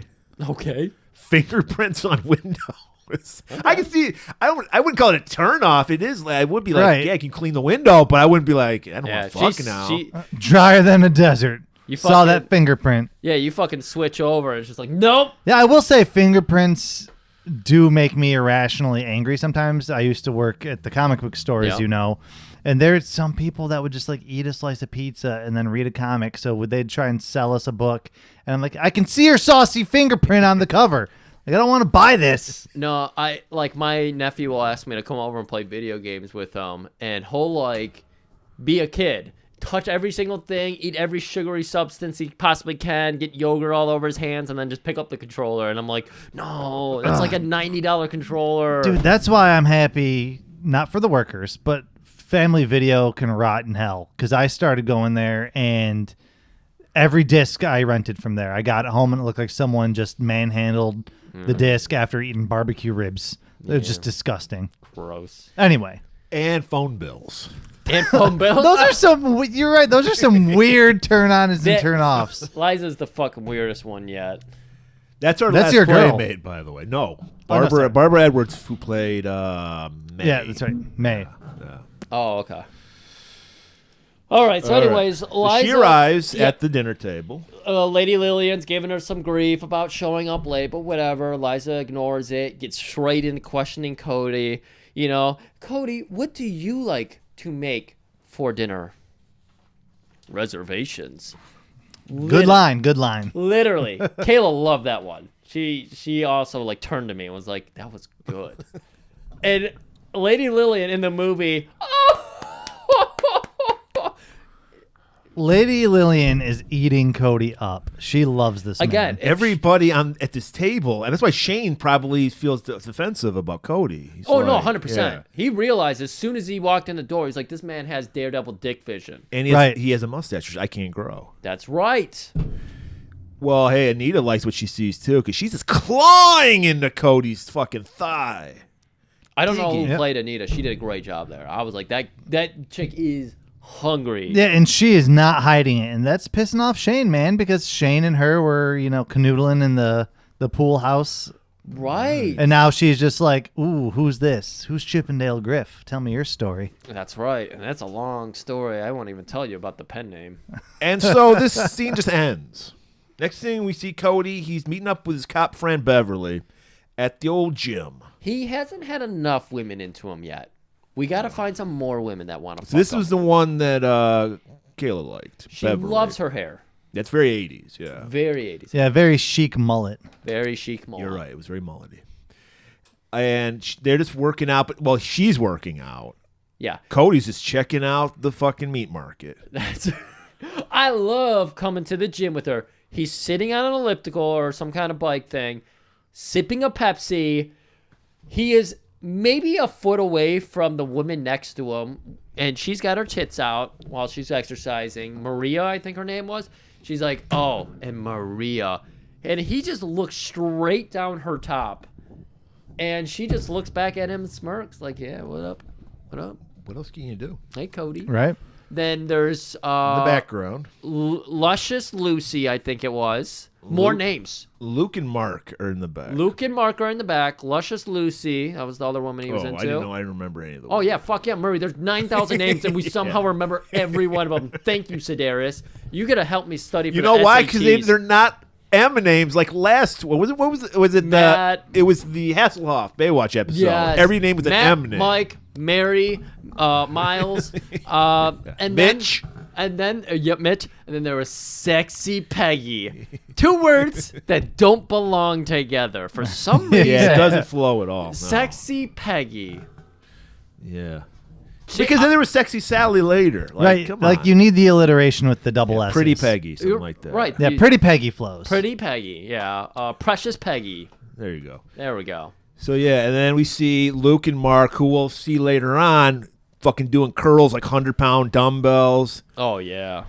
And they're noticing Cody, and they don't like what they see. But Cody doesn't pay it any mind. We have to have another one of his weird, like, I wonder what's going on here. This is where Family Guy got its whole gig. Yeah, they make some comment about him being a small dude, but here's the thing: like Cody's not jacked to the gills, but he's in good shape. He's in great shape. Like if I could have a body like Cody's, I'd be thrilled. Right. Because it doesn't look like it takes a shit ton of maintenance, unlike the other guys, right? Oh, it still does. I gotta have 80 chicken breasts in the AM and then another 80 in the PM just to keep my size. Hold on. Thunderlats knows what I'm talking about. I hope Joe Coleman doesn't listen to this episode. Why? I'll make him pump some more, man. Yeah. Get Yeah, that might inspiration. inspire him to eat more chicken breasts. Yeah. Every day. Red Hots, chicken breast. That's what Joe would eat with broccoli and sweet potatoes. I can't. I don't know how someone can take in that many calories. It's fucking impressive. It is. It is. So that was just a scene to establish Beverly as a character, because we go immediately back to the Chamberlain house, and Anita is writhing on the floor. Just on the floor. Like, Cody literally says, I wonder what they're doing back at the Chamberlain house. And we get a cut of Anita writhing on the floor. What the fuck was this lynch scene? Her tits are popping out. It was, it was a cool scene. I liked it. Yeah. But it was like, what the fuck is this? Is she getting Stewart hot? Yeah, I don't know what it was for. I guess to fill some time. It was definitely not getting Stewart hot. Yeah. Yeah, well, I we'll know learn that later. now. Yeah. I didn't know that when I was doing the notes. So we're thinking she's writhing for Shane, but Shane's got other plans, because Liza's in taking a shower. She's very engrossed in her shower, so much so that Shane can just walk up, place a camera on the dresser. Apparently, this is a very cold shower, or they have great ventilation. Takes off his robe. He's naked as well, and I can only describe it as softly rapes her, because he attacks her, and she's like, Shane, what the fuck are you doing? Yeah, she is not into this. No, not at all. Oh my God, are you fucking serious right now? Then he goes, no, just calm down. Grabs her face. Yeah, he's like, take it easy, just relax. Starts shoving his tongue down her face, and then she's like, oh yeah, this is enjoyable. Yeah, and even Andy Sedaris was like, yeah, we could never get away with this shit now. Yeah. Yeah, and like, here's the thing about Sedaris movies. This is the only instance that I would say is absolutely like problematic. Because there's even scenes later in the movie where you would think it would be really easy for him to make this character the butt of the joke, but he doesn't. That's what immediately when Murray came over, I was so impressed with how they handled. Yes. Yeah. 100%. Yeah. Anyway. But this scene was easily the stupidest scene. So while they're fucking, the camera's clicking off. Right. And they're having a great time and everything. Both very into it. He fucking finishes up, and then he just like picks her up off his dick and sits her back down on the fucking... Yeah, because there's like a seat in the shower stall. Right, because lady's got a broken leg. Yeah. Oh, yeah. See, Sedaris thought of everything. He knows. Maybe his wife broke a leg once. And he's like, nice fuck, babe. I gotta go. And does he show her the camera? Shows her yes, the camera. he does. And then she gets pissed off. Right. Because he leaves, and he's like, yeah, this will be nice later or whatever. Speaking of Stewart, he's peeking outside his bedroom, and he notices some Shane, too. Right. And, of course, Anita's like, what the fuck you peeking over there at? Oh, nothing. Next morning, our buddy Cody's taking a little swim in the pool at the Chamberlains. Got his little fucking bikini briefs on. Right. Liza's sitting there doing a crossword puzzle with her left hand. I noticed that. I put it in my notes. I said, "Does that Immediately mean noticed. anything?" Man. Murray took a picture of he was doing the chalkboard string thing where he just had all the fucking connections, because we know when we go into a Sedaris movie, it's exhausting. It's mentally exhausting. Yeah, Murray is the Sedaris forensic. That's right. That's yes. right. It's Sexy Columbo is what it is. Yes. Charming characters with lots of tits. Mm-hmm. Yeah. And he's just making cute with her, being polite, because he's a Texas boy. Right. Trying to get in, because she's the only one being cagey with him. Right. Like, Anita wants his dick. Accurate. Stewart, barely even seen Stewart. He knows because of the dick radar, Stewart wants his dick. Great. Knows Lady Lillian wants his dick. Liza's the only one. So she brings up the fact, well, no, of course they got to have lunch first. Right.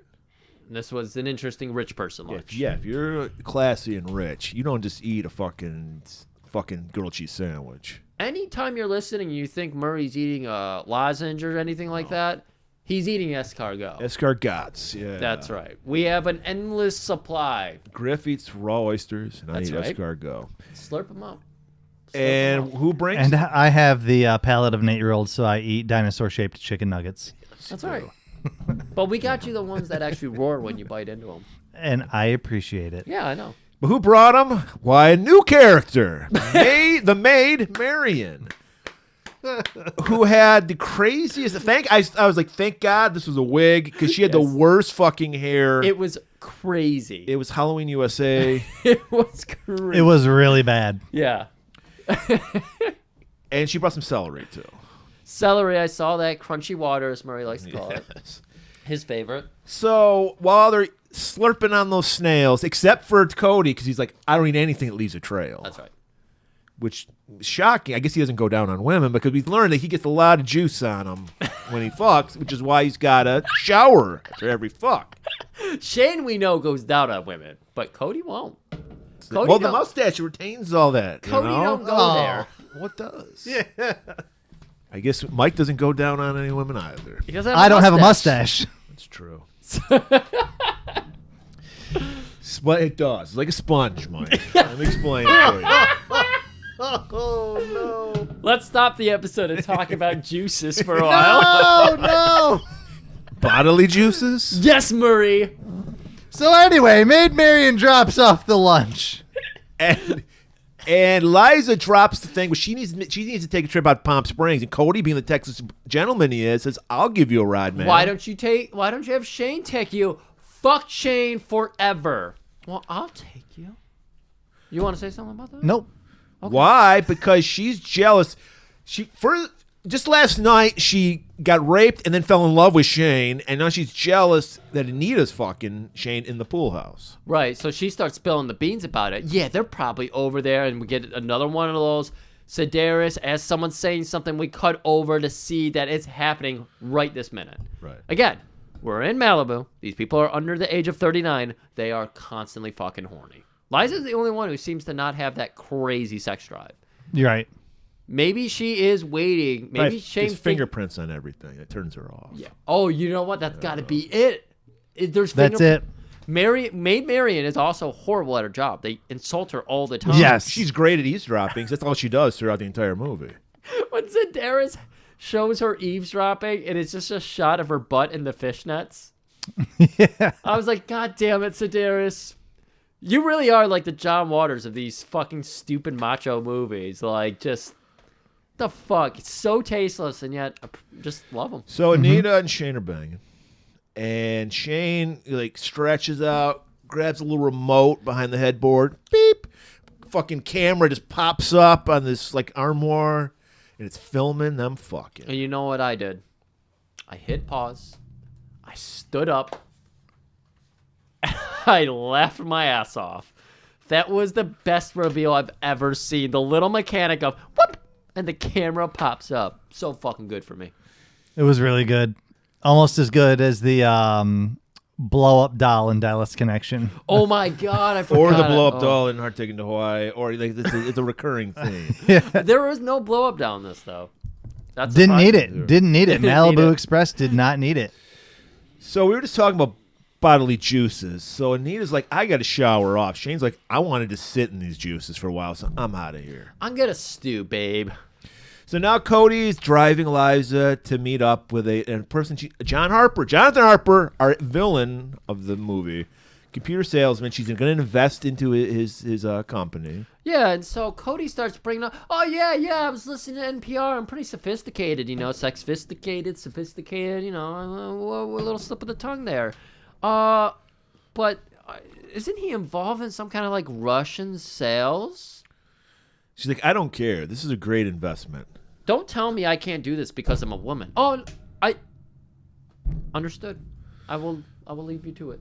So they show up to this place. Apparently, this was the Playboy where they would do their editing of their videos. This room, Interesting. and they liked it because that was the door that slides like a Star Trek door. That was there. That was a real door. That wasn't like made for the movie. So Oh, that's pretty cool. So everything's like painted black. It's like the walls are painted black. Yeah. And they're very weird. And there's a lot of monitors, so it's just the editing they're doing. Oh, okay, that makes sense. And this is where we meet Jonathan Harper and his goons, Matthew, Mark, and Luke, who we saw Mark and Luke at the gym earlier. Right. And then Matthew, isn't that the guy from Police Academy? I haven't seen a Police Academy in I think he was like 20 years. Like one of the asshole cops that hated Mahoney and all that That shit. makes I think it sense. was. I just love that to invest, she's literally bringing a rubber banded wad of drug cash. Right. She's bringing like a pimp roll. Not the briefcase, not the kinshasa. Nothing to like document it or anything. No receipts, nothing. Wad of cash, looking both ways, very suspiciously. That was how they shot this scene. And then Luke, Matthew, Mark, and Luke. Matthew, Mark, and Luke roll in and just start fucking clowning on Cody. Like, hey, look at this little wimp. Look at this. You'll know this line straight out of Over the Top. Look at this tiny little shiny dick pecker over here. Was that from Over the Top? I don't remember what that guy said when he walked to the bathroom. But You'll remember this line I just made up. But I said it in the same cadence. Oh, man, that movie. And so, yeah, he sidles up to him, and he's making fun of him. And then they start grabbing all over Liza, and they're like, look at this bitch. She's got tits and an ass. And he's like, hey, this woman's investing.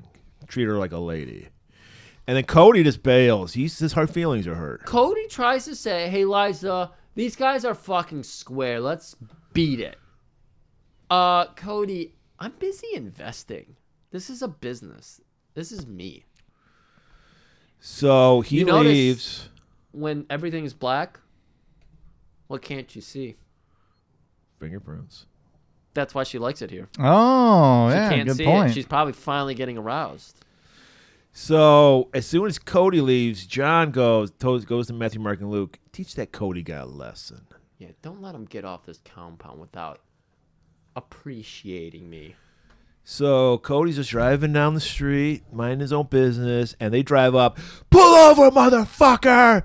I'm gonna fuck you up. And then Cody, like the Texas Johnny is, pulls over. It's like, okay. This is amazing. Gets out. He's got his tracksuit on. He pulls the sleeves off his tracksuit. Did Fila ever make these? I don't know. Because how is this not a thing? Why did he pull the sleeves off and then pull the fucking rest of the jacket off? Why I just don't pull it know. all off at once? Cabaret. It's for cabaret. Like little striptease. Little a little striptease. Chippendale. Yeah, Chippendale Griff God is putting damn on a it. show. That's what it is. Because you see, when I get Kayla in the mood, I always rip one sleeve, then the other sleeve. Makes sense. If I want to make it real slow, it's just you start at the wrist, elbow, you really fucking... He just undoes one thread from his sweater and slowly unravels it. Wow. 9 hours later. That's classic. He ties one end to Millie's collar and has her run around the backyard. I like it. And he drops the line, I'm a lethal weapon, motherfuckers. And he fucking handles the muscle dudes. He fucking kicks Luke in the face. Right, he looks a little scared at first. Yeah, well, I would be too. These giant motherfuckers. Kicks Luke in the face, whatever Mark. Kicks Mark. And then... Kicks Mark in the nuts. Yeah. And then Matthew, who's just a fat, like, middle-aged guy, figured he'd be the easiest. Yeah. Punches him in the gut. Clang. Frying pan. Opens it up. Got the fucking plasma rifle from fucking Terminator under there. It was a plasma rifle.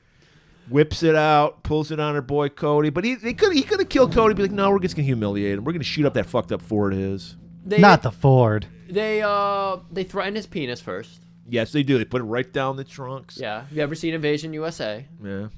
And they go, you know what? I'm going to hit you where it really hurts. Your Ford. I know how much you love that Ford. Fucking bullshit Ford card. So they really just shot a fucking old car. Because they're like, we don't have the fucking budget for, like, explosions and shit. So they just shot a car. They mess Cody up. They fucking, they keep his sleeves, so he's got to walk without his sleeves now. They give him the vest of the sweater back. And he's gotta walk himself. He's in the middle of the desert. Yeah, he's gotta walk himself back to civilization. Finds an oasis, a used car lot. Yep. Of course, that's what he needs. You have something to say, Mike? Not yet. Mike's got a lot to say about this. What's going on at this car lot, Mike? You want to tell us about this car lot? So he rolls up and there's an attractive young lady. Played by his wife in real life. Cody's Oh. wife? Yeah. Okay. Oh. And she asks if she can help him. He asks for the fastest car on the lot, and Tim... Fastest thing on the lot. Fastest thing on the lot. And Tim, what does she say? I'm the fastest thing on this lot. Ayo! And then she just pulls her tits out. I mean, this is it's just everyone has to get their tits out when they're on a set of a Sedaris film. She probably just came on just to be there to see her husband, and they're like, "You want to get your tits out?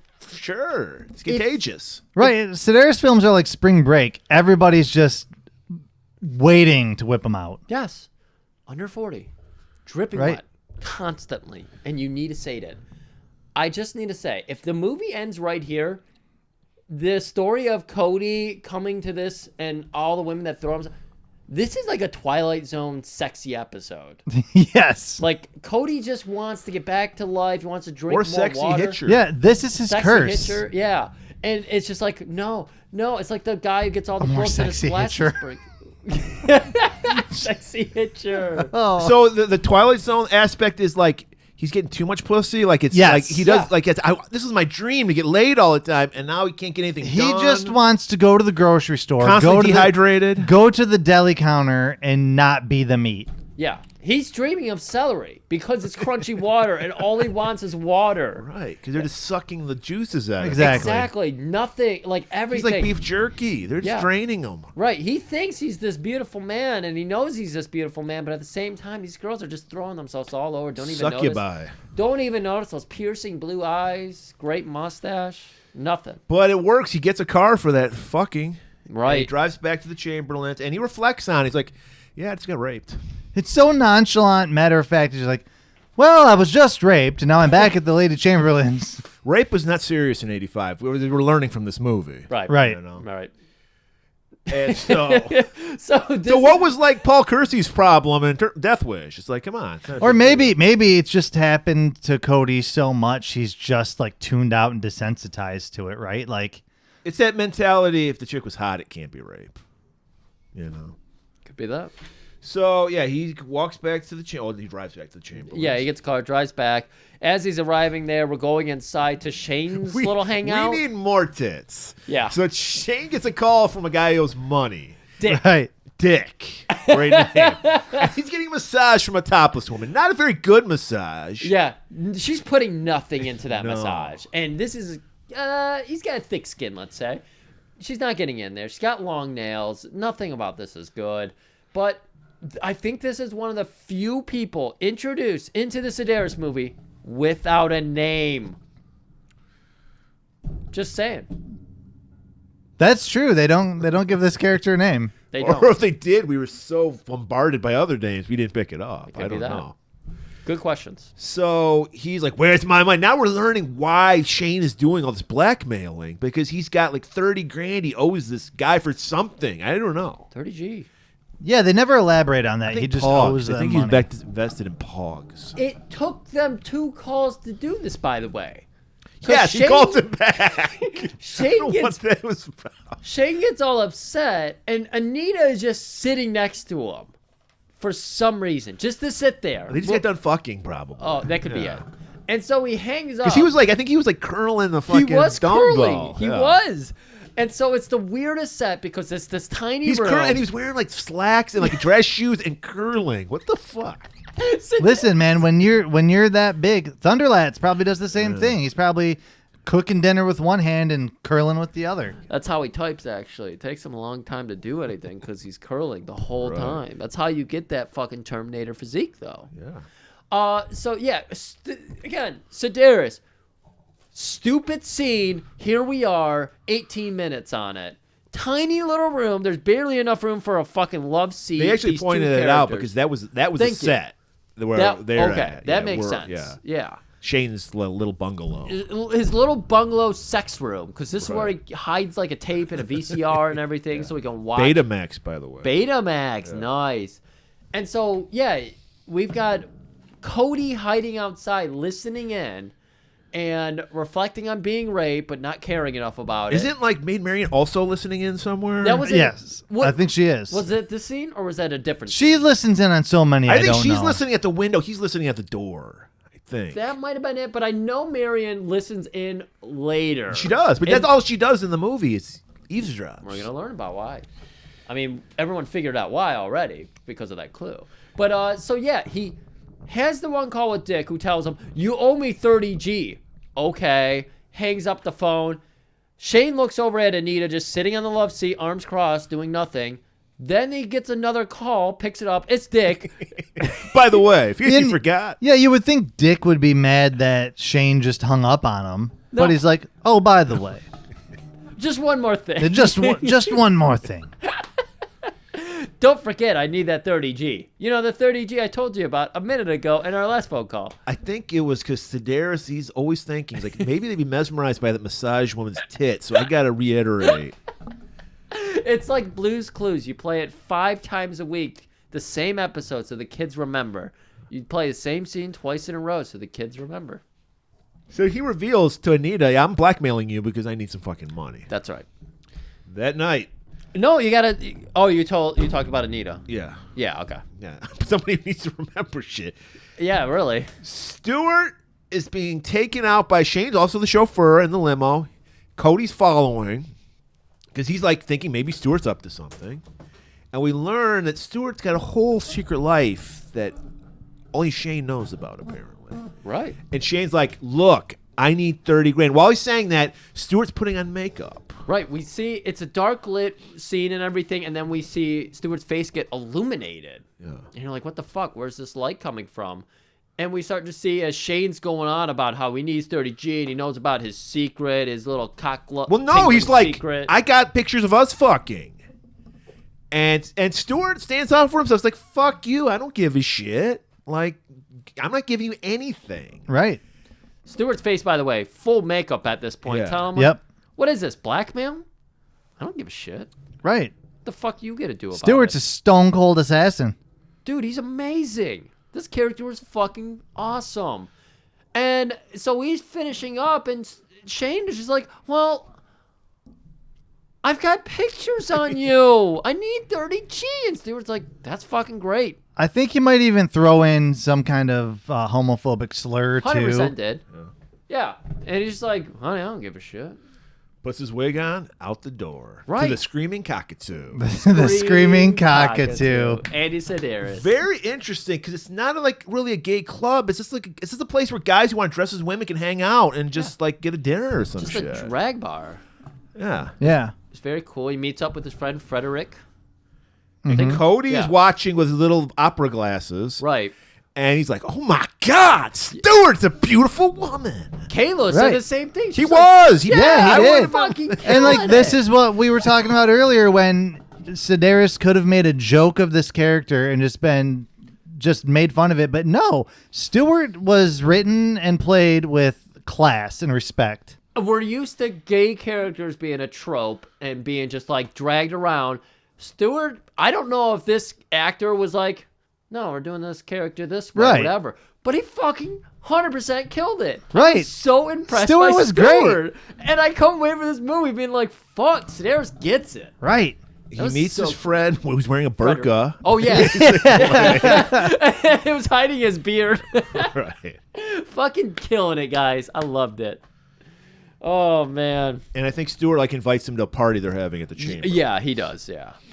All right. Speaking of that party, we're at it, and everybody is there. Even we get a little cameo from Arlene Sedaris. Did you see the woman talking with Cody with the blue blockers Yes. on? Yeah. Yes. That's his wife. She was wearing those because she had seen the eye doctor earlier in the day, so her eyes were like dilated or something. Oh, okay. So. I was so confused because this party scene, again, if you want to talk about weird fucking scenes, this guy, Sedaris, knows how to do a lynch scene. Because we're going around this party. Everybody we have met in this movie is in this scene, basically. Yeah. Except for some of the Buffingtons aren't there. Yeah. The Buffington. They're but outside. most of the important players are here. And it's like Shane's fucking every single person in this building. Even Dick is in this party. Dick is at this party. Yep. Yeah. And we got Cody in there like, I fucked her. I'm going to fuck her. I'm fucking her tonight. It's insanity. And then, yeah, the blue blocker woman. And they freeze on her for 9 seconds. I was like, Now you know. what the fuck was that? Listen, Sedaris wanted to get a good establishing shot of his wife.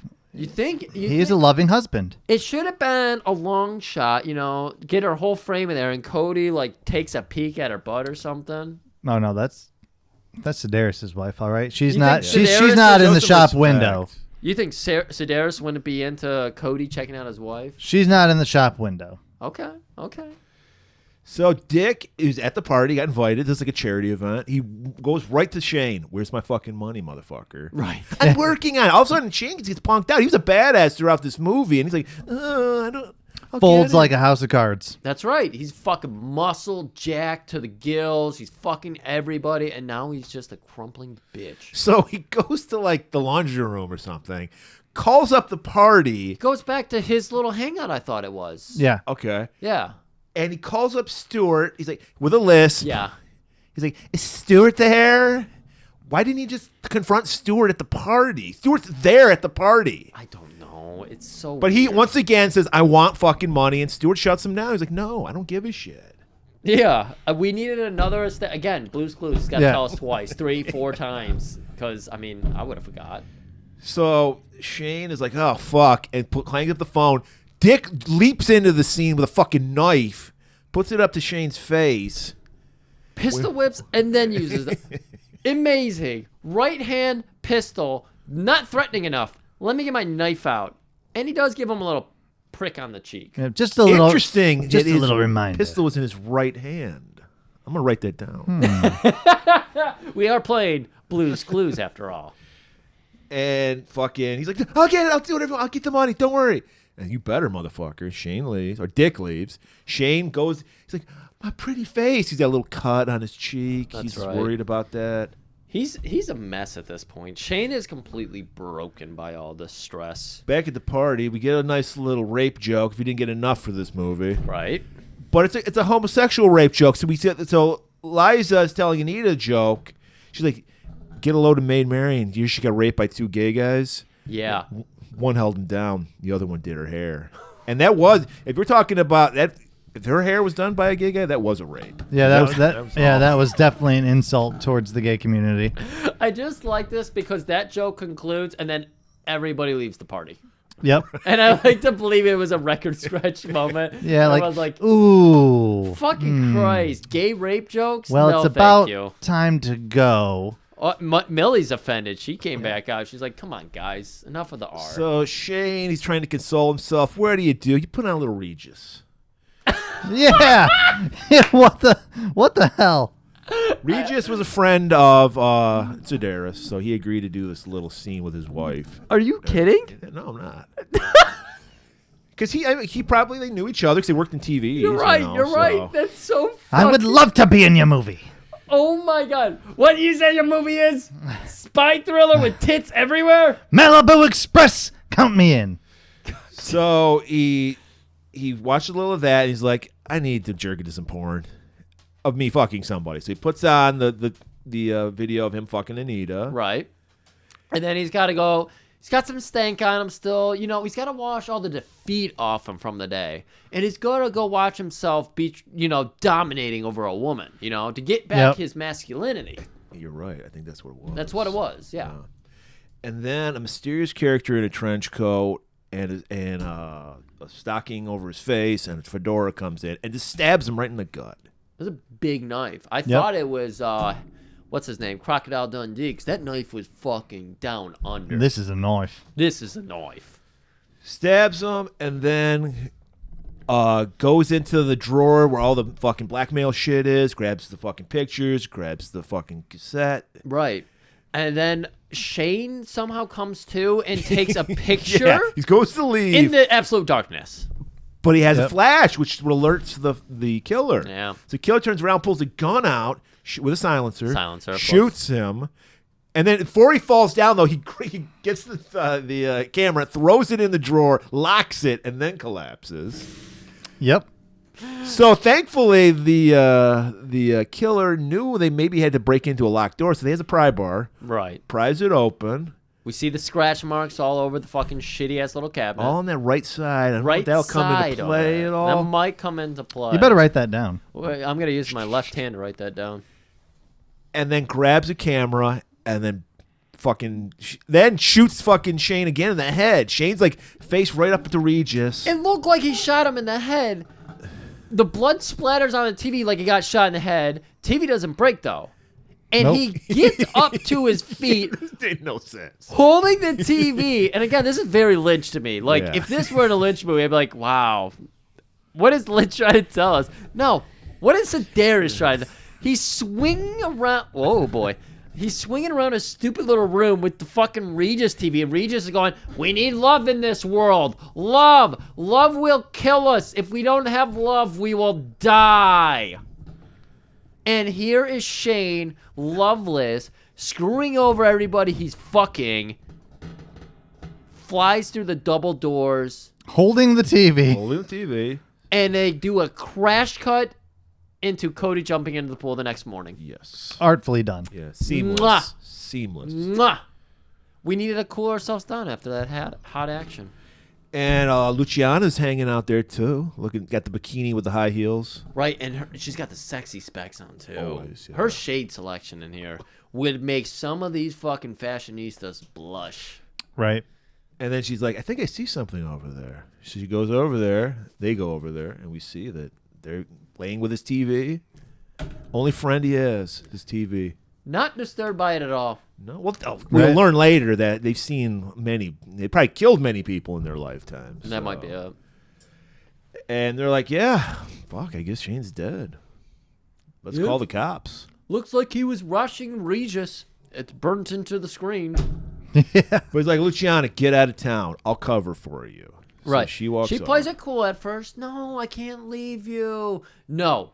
It's the best thing to do. The police will be here soon. They'll question you. And I don't want those sweet lips telling anything, but show me that cock. Get out of town. Pats her on the butt. And she walks into frame. And Sybil must not have known that they were still keeping this footage, because she walks into frame, like into the camera, and she's just like dead-eyed. Just like, fuck, man, where's my locker room? I gotta do a line or something. It was very interesting to me. So Cody inspects the body, doesn't see anything. He hears some scuffling in Shane's room. It's Anita. She's going through that drawer. And she's rifling through all the stuff in broad daylight. Right. Everybody is just going to be like going through Shane's room now. They all want to figure out what's going on in Shane's little Marion fucking room. outside the window. This is the Marion. eavesdropping. This is also where we get the Sedaris fucking, the Sedaris angle. Yep. She is fucking kneeling down to the ground, and yet the camera is in the ground. He dug a ditch to get this shot of her fishnet butt. Cody notices a roll of film in that drawer. Says, I'll take that. Right. And he heads out, notices Marion. After he shoos Anita out of the room, who's like guiltily like, oh, I was just coming in here because, I didn't know he was dead out back. I just saw the blood and I was a little interested. Instead of screaming for help or going to get someone, I'm just going to rifle through all of his shit and put my fingerprints all over the crime scene. Her right-handed fingerprints. If I'm going to critique anything about this movie, it's that nobody reacts to this death. Yeah. Not a single Well, person. everyone wanted Shane dead. Yeah. I mean, everyone was happy. But you said she was rifling through stuff with her right hand, Tim? That's what I said, yeah. You better write that down. Were you just thinking about Writing it as we speak. the Nick Cave and the Bad Seed song, Red Right Hand, or did you actually mean the right hand? I meant the right hand. Shit, fuck. Well, it was red after she handed all the shit covered in Shane's blood. I like when And Shane... she left fingerprints everywhere. Everywhere. All over the windows. I love that when what's his name? Cody grabs the camera. He's like, blood on the camera. What could that mean? This was a very bizarre next Everything? scene. They go out to the pool. Everyone's out. Lady Lillian, Liza, everyone's Liza smoking with her left hand. I wrote that down. Wrote that down. Murray, interesting. Yeah. It's all that Columbo you watched. Yeah, it is. And Cody, okay, guys, you got to remember, back in 85, only rich people had answering machines. So if you didn't have an answering machine, you had an answering service. Right. So he calls in the answering service / sex phone hotline of Sexy Sally. Sexy Sally's sexy phone and lip service. That's right. And Sally has got it, like every woman in this film, got it bad for Cody. So bad.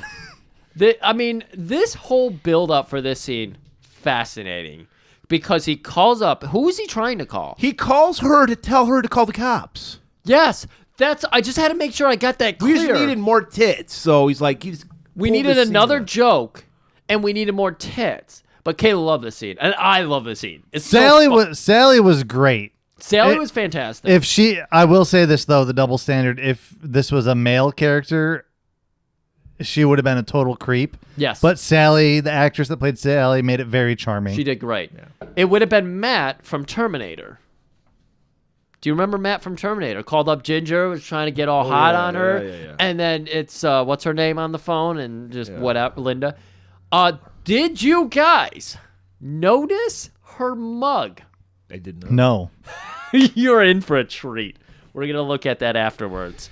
I noticed that she's pinching her nipples. That's what she did every time she was talking to Cody. Every time. Next to her, some leather daddies are making their like gay sex phone lines. It's an equal opportunity sex hotline. It's so fucking good. We start with that close-up of the sign to tell us it's Sally lip service and everything, and we're slowly going down the line, and they're doing the punch board telephone thing. Yeah. Leather daddies with like the 1920s fucking... like I love how it's not video chat and the dude bothers to get dressed up in his full leather daddy Everybody's outfit. there dressed up like they are, well, dressed for the job you want. Right. Well, gotta go to work. Have you seen my choke collar? Committed to the bit. We're going down the line. Oh, I want to gargle your balls so bad. And then we finally get to Sally at that. She was like the only woman working there.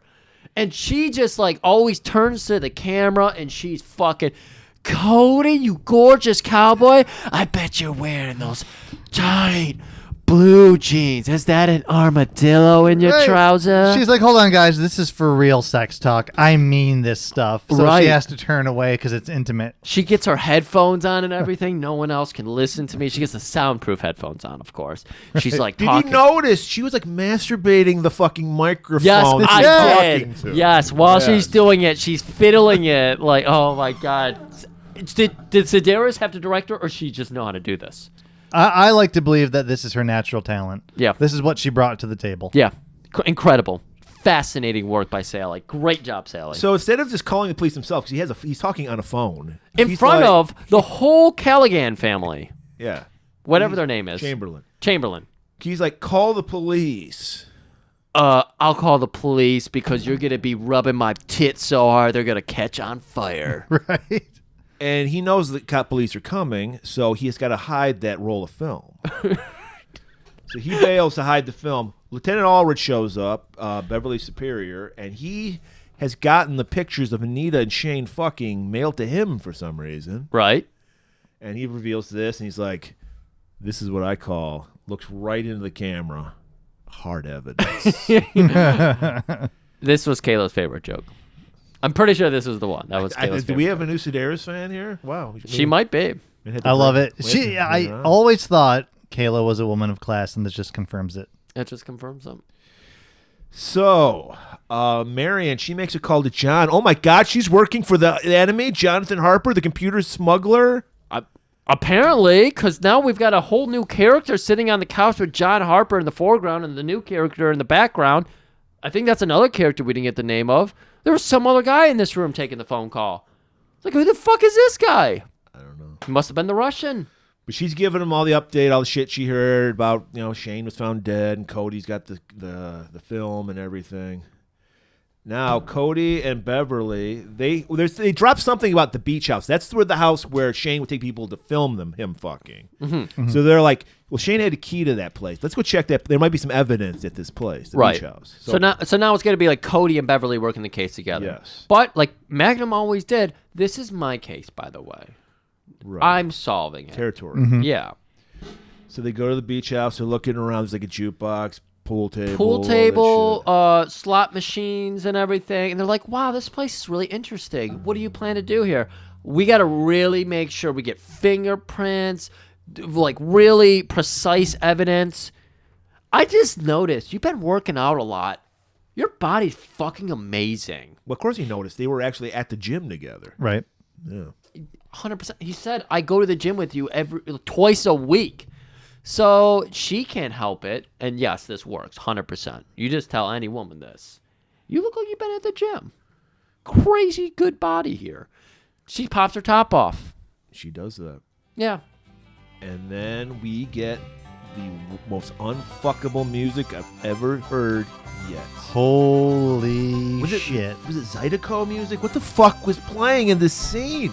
There was some banjos. It was some upbeat bluegrass music. Oh, it was worse. I'm piping in for everybody right now. They're listening to it. Do it. They're hearing it. They're hearing the lack of sexual moves. You actually No, there was no lack of sexual moves. It was fuckable music. You like the sexual moves in the scene? I wouldn't say they were award-winning, but that wasn't the problem with the scene. We got a little bit more untanned butt in it. Yeah. We got some thighs. Yeah. We got strategically placed sheets. Right. Swedes and scale. I mean, there's nothing happening here for me. This is like a 2.5. I was gonna say 3. Yeah. I'm gonna say it 2, and that's just because she had 2 breasts. It was horrible. It was really bad. And it was because of that music. Thank you, Sweden. Wherever you are, you're absolutely right. The importance of fuckable music in a sex scene. I took it for granted for all these years. Right. If this scene had fuckable music, then I think it would gain at least 5 points. Right. I'm not 5 points. It would get up to 5. Like, it would go from a 3 to a 5 for me, where it's middle of the road. I won't remember it one way or the other for being bad or good. Right. But I mean, there's a immediately when people say porn, people immediately go bump, chicka, bow, Bow, bow, because the importance of fuckable music. Right. They don't reach for the banjo first.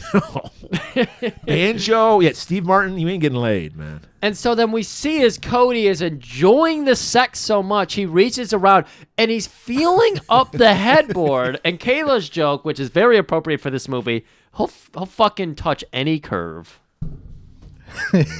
he will. He'll feel up any curve. It was something like that. Yeah. But He's getting wood, if you will. But as we discussed earlier, is it because he wants to or because he's relenting to it? We'll never know. Shit. Well, he seems to actually like Beverly. Yeah. That's true. He sticks up for her often. He asked for it. He was talking about her body earlier. That's true. So, Yeah. That's true. No, you don't fucking lay that line out there. You don't use the fucking... Did you go to the gym once in the last month? Because you're fucking banging today. You don't throw Good that call. out there if you're not expecting to lay a little of that Texas pipeline. You're going to be moving some of that fucking Texas oil soon. Texas tea. That alabaster Texas oil. Okay. And so he reaches, he finds, even like Sedaris is like, yeah, this was a real stretch, but he had to get the fucking remote. It makes no sense that he's fondling a headboard. Just find it in your butt or something. That's But where he the remote always finds ends it, up. and he just pushes it, and the fucking monitor starts showing him fucking. Right. It looked like our Laserdisc remote, by the way, people. Yeah, it did. 5,000 buttons because it has 5,000 features. And he finds the right one, hits it. We get the shot of the camera, wink, popping up. I love that shot. My favorite shot. And he's like, hey, you want to watch us fuck to some bad music? All right, so now they're done fucking. And they're bickering over, are we going to turn this tape in or are we going to keep working this case? And then they notice some noise outside. Some goons have showed up. Not Matthew, Mark, and Luke. These are lightweight goons. Yeah, we met these lightweight goons at the party. Yeah, because everybody was literally at that They party. had the best hair of the goons, though. They had that one guy. One guy had rock star hair. Samurai cop rock star hair. Yep. He fucking had thick ass, long, rocking hair. So these are these goons showing up. They're walking They're in a into Ferrari, by the way. Right. So Cody's got a plan in mind. He's always got a plan in mind. Get the shower all steamy. Right. So they're searching the place, and they hear someone's in the bathroom taking a shower. Right. So the guy's like, I got him. You go around back. I'll go in and get them. It's going to be no problem. But as this audience knows about the Aberines, Abilene. Mike, what do we know about the Abilenes? Wait, I don't want They to jump can't ahead. sh- They they can't can't shoot shoot straight. straight. Okay, I didn't want to jump ahead. They can't shoot Pulls straight. open But- that curtain. The funny thing is they hear the shower running, and I'm like, okay, Bev and Cody turned on the shower as a diversion. But the bad guy opens up the curtain, and they're in the shower, soaking wet, looking miserable. Yeah. Like It's cleaning the juices off. you're not hiding on the opposite end of the room to get them by surprise. You're No. in the fucking shower. Last place In it. you'd expect them. That's right. It was incredible. Couldn't believe that scene. And then, he whips out a Dirty Harry line. Does the go ahead, make my day. And then he misses. And he misses again. Yes. And he misses one more time. And so that leaves it to Beverly to fucking clean up his mess and shoot the one guy. One shot, taking care of business. And she starts telling him, hold up, let's move out slowly together. Well, and he first goes, she goes, make my day. day. Oh, yeah. Go ahead. She's so disgusted with him. It And was she's so right. funny. Rightfully so. I love this about Sedaris. He's willing to tear down his character who's also a fucking, king amongst ladies. And Well, he's just like, when there's one, there's got to be another one. So they rush outside. Right. And Bev, she lines it up. She's ready to kill this fucker. No! Get out of the way. Jumps in front of her. let me mansplain this to you. Misses it. Fucking the guy fucking 5 times. 4 different times. Shoots the surfboard. Shoots the street sign they had as a decoration. Shoots a fucking bird feeder out of the sky. And then finally, Beverly just pushes him out of the way. Right. Boom, one shot. And they're just like, what the fuck? Why are these people coming over to Shane's? They went and finished their shower. They got more naked because they were just in their undies before. Yep. And they're just sitting in the living room. He's funneling his gun in front of his crotch. He's cleaning his gun with his giant fucking... wait, what did I... Never mind. And so they're like, who the fuck could have put them up to this? Liza? Could she be behind all this? Could it be this? Could it be that? At this point, they think the only person that knew he was going there was Lady Chamberlain. That's right. So he's got to go back to his place to fucking gear up, get some more bullets for that gun. Right. Go back to the police, tell them what we know. I'm going to go get my artillery. But he's got a little hunger. He just had some fucking hot sex. He's depleted. Right. Electrolytes. You need to put them back in your body. And there's one fucking candy treat that'll do it. Peanut brittle, of course. Peanut brittle. I just had some peanut brittle recently. I hadn't had it in years. How'd it do for you? It's okay. I've never had peanut brittle. I don't like it. It doesn't taste bad, but it's much like a Heath bar, which I like Heath bars, but I don't like the shit sticking to my teeth. I don't like. Yeah, that that's why I don't do feel. like chewy Yeah, like or gummy Butterfinger, stuff. shit Yeah. like that. Butterfinger. No. I love peanut brittle. I love Heath. I love Butterfingers. Fuck if I can eat them, though. Right. Yeah. Like, I need to put dentures in to eat those Yeah. motherfuckers. Because, that shit is infuriating. So while he's having that, walking to his car, goddamn Buffington show up again. The They already Buffingtons. won. What do they need to prove? You know what? We won't beat you again. Prove it ain't a fluke. Woo! Exactly. It's just, you got to prove it's not a fluke. If you're riding high, you got to ride hard. And they were trying to ride hard. Bobo had to build himself a new car because of the nitrous oxide situation. Right. So, of course, he's like, I got myself a new car. Let's go down the track where we're going to race, and I'll show you. It's just a little thing. Right.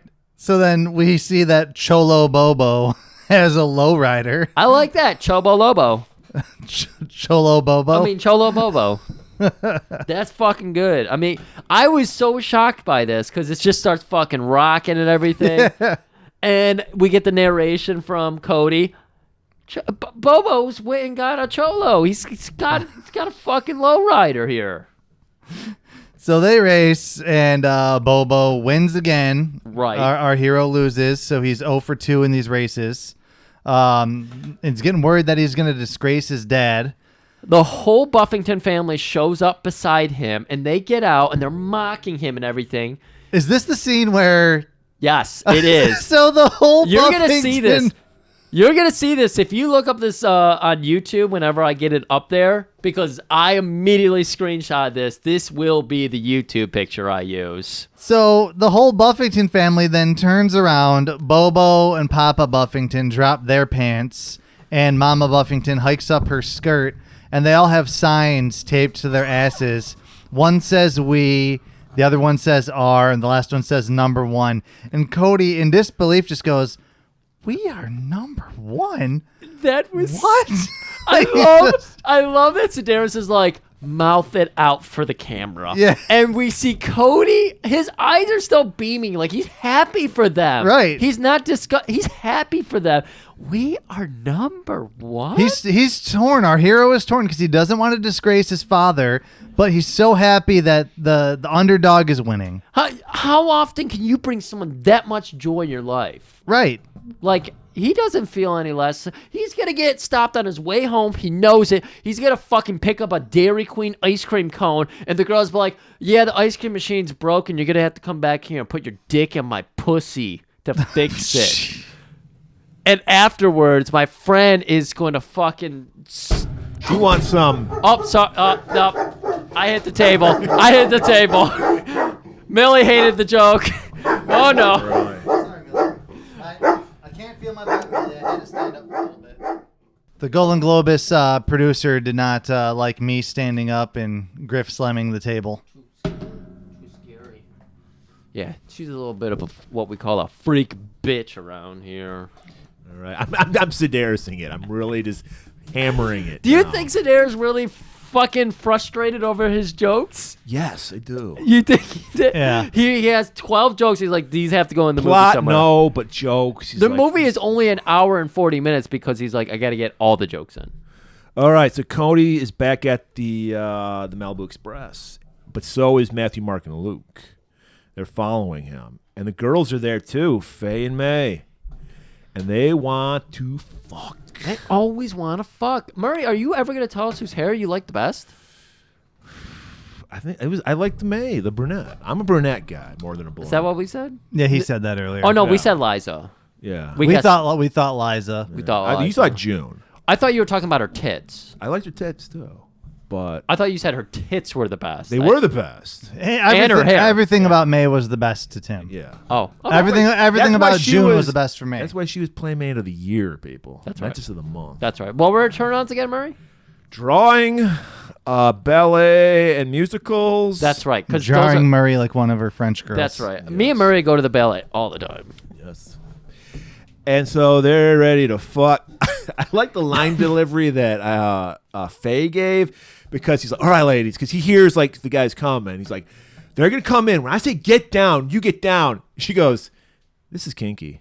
This is nice. Yeah. This is nice. Yeah, she's very excited. That's the enthusiasm you want when you're getting into some like weird foreplay and everything. This is kinky. This is nice. Like when someone goes into a new like gimmick restaurant. This is fun. There's peanuts here. Right. So Matthew bursts in with a shotgun. Cody barely gets out of the way of the shotgun blast. Yeah, he dodges it. He does a fucking Jedi mind trick to dodge the bullets and everything. Force pushes the bullets away from him. And he actually hits kind of a target. Yeah, he grazes the ear. We saw it, though. He doesn't completely miss the target. He just hits the fringe of the target. Yes. So he gets the ear. And he gets away. He gets by. And I think Matthew takes off, and then Cody chases this him. is Fat Slappy guy. Yeah. Sloppy. And Luke comes in, the big black guy, and he's like, where's the fucking film, bitches? And Right. they're like, we don't know what the hell you're talking Dude, about. it cracks me up. He's like, where's the film? Don't lie to me. That makes me angry. And he points. Right. He's like cutting a wrestling promo. He really was. He's Hobbs. And they are just like, we don't know. But this is kinky. Right. This is fun. And he drops nice. that makes me angry like 2 or 3 times in the scene. Like that's his Yeah. catchphrase. Yeah. Brother. And then, But he trusts him, and he leaves. yeah, he just runs out because he knows if they know that he's angry, they'll tell him the truth. Cody's like looking for him. He sees him drive off, and he's like, God damn it. Goes back to the Malibu Express. Very abrupt cut where he's like waking up from like a phone call. It's the next morning. Okay, yeah. Beverly's calling him, telling him that Stewart was arrested for Shane's murder. And Cody tells her about that roll of film. And then May and Faye come in. Okay, I this is why I like May better, because she's got some coffee for him. What the fuck is Faye doing? She's got a boombox and a baton. Right. And she's just twirling a baton. And she's like, what's going on over there? Oh, nothing. I just have a woman twirling a baton. Yeah, a naked woman pouring me coffee and another one dancing, twirling a baton. Of course I'm alone. And then May gets out those fantastic tits. It's great. Masterfully done. I got it wrong. That was Kayla's favorite joke. The whole, what do you think's going on over here? I have a a topless woman serving me coffee while a dancer twiddles her batons. I'm alone. That was her favorite. That was good. That was good. Yeah. So he's at this point, he's finally ready to fuck these two. He's like, You can push and push so much. All right, Sisyphus, I'll push this puss over the hill. I'll put my dick in each of yours. so he's like, Bev, I'll meet you up, but I got something to take care of first. So Cody calls up Sally. He's like, get me June. Apparently, we're like in the 1930s. Where you? Hey, get the fuck out of here with that. This episode is going off the rails. It's going so long, too. Sally calls up. Cody calls up Sally. Get me June. Apparently, he can't remember anybody's numbers or something. He just knows they're like 36, 24, 36. Right. All he knows is like, oh, Sally, goddamn it. If you can't hear this on the mic, Millie's like squeezing a fucking toy. And just staring far enough away. Fucking asshole dog. She looks so cute, though. So Sally, of course, is fucking elated to be getting another call from Cody. It's like 2 days in a row. Right. It's been a while since she heard from him. So she's like, are you still in those sexy jeans? Did you jump in the ocean with those jeans on? Are they like fucking skin tight right now? Do you got a boner right now? Can I see the dick print in your jeans? Oh, my God. Can you cut out the inseam of your pants and send them to me? Liza would not like dick prints on a window. No, Liza would not. No. The window of his pants. Sally, that's her turn on. Sally, yes. Sally's like, I'm going to turn your pants into Daisy Dukes. So he's like, I need to talk to June. She's like, June Knockers with an H? Yes. That was a great joke. That was a good one. She knew it was with an H. So as she's doing her job, she's playing with her nipples, as she always does. Maybe that's how she tunes in the phone signal. And I don't know if we mentioned it in the beginning, but Rodney, the woman named Rodney with the nice butt, is a photographer. And he's like, I need some film developed. Can you get me in touch with Rodney? Yes, I can. Beverly is talking to Lillian. Like, after their phone call kind of ends with Beverly and Cody and tells her, go to the Chamberlain household, let Lillian know what's going on and everything. So Beverly is over at the Chamberlain house telling Lillian, right? Yeah, Lillian, that Cody's headed out to Palm Springs to get some film developed. Right. But of Marion, course, always listening. Yep, Marion's always there. Calls up John to tell him he's the villain of this movie. And then she's like, I'm heading out to Tijuana. Mike, why is Sedaris bringing Tijuana into this shit now? Because Andy Sedaris does what Andy Sedaris does, and only he knows why. I didn't get that part at all. He loves the donkey shows at Tijuana. Did we just not get enough of Marion, Maid Marion? I had enough of her because we don't see her for the rest of the movie, and I'm glad. Yeah. The hair was... Yeah, which is really weird because we find out she's working for the bad guys, and that thread never gets closed. That's a good point. Wow. Yeah, you're right. That's a good point. And she never got her tits out. I think she's the only woman besides Lillian who didn't. They almost came out. Like, this was the scene where she was... Yeah, there was a scene where I thought for sure this is the one where I'm like, all right, it's happening. Yeah, Sedaris gonna do, like, some big old tease for us this whole movie, and then finally a tit falls out? Because it was this scene where she was, like, leaning over into her mirror. She had, like, the big fucking... Yeah. Anyways, enough about these tits. By the way, we're all getting all about this fucking camera shit. The main crime is computer smuggling to Russia. Oh, yeah, that's which right. Which just got swept under the rug. I'm glad you brought everybody back to the plot of this movie. Yes. Selling Russian computer parts.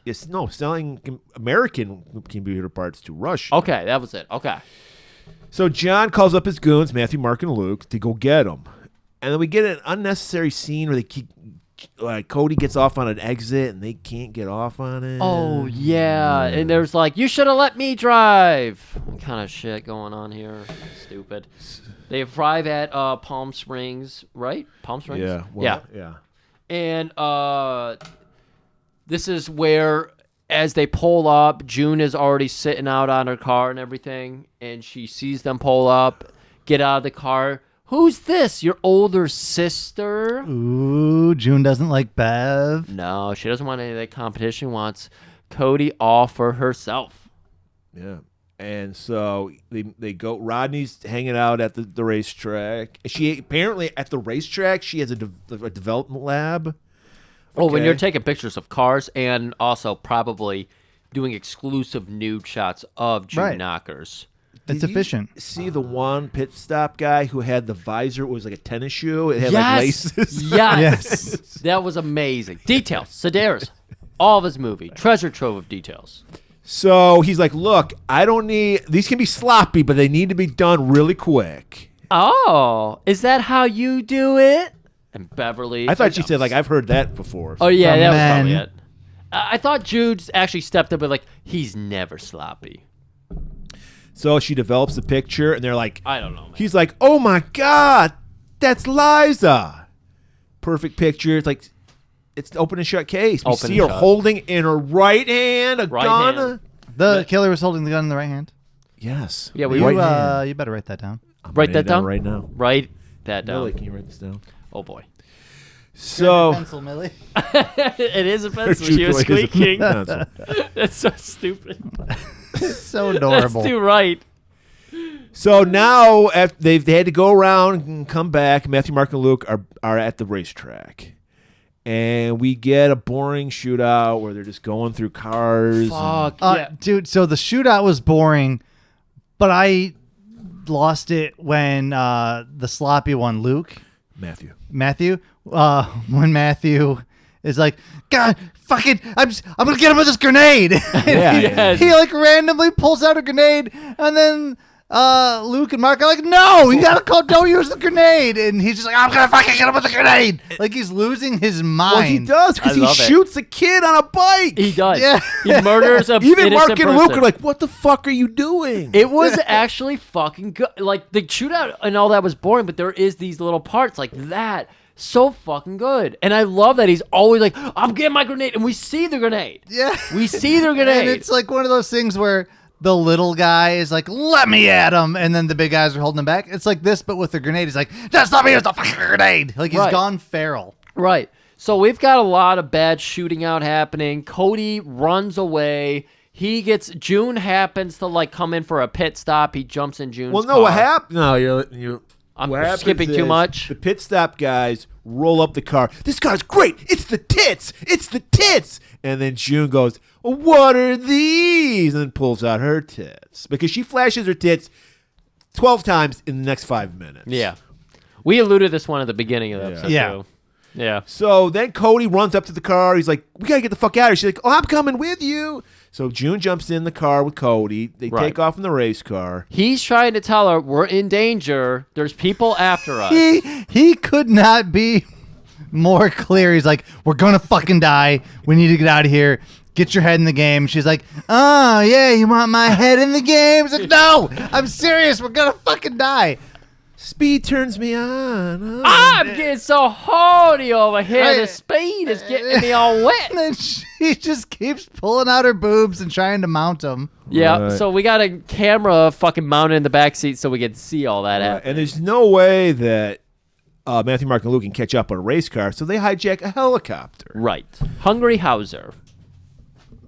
And then they start chasing them, and we're just driving. Like you said, but June's got her tits out, and then she's like, wow, total rejection. And we've got Matthew telling him, fucking shoot that idiot in the face. I can't see him.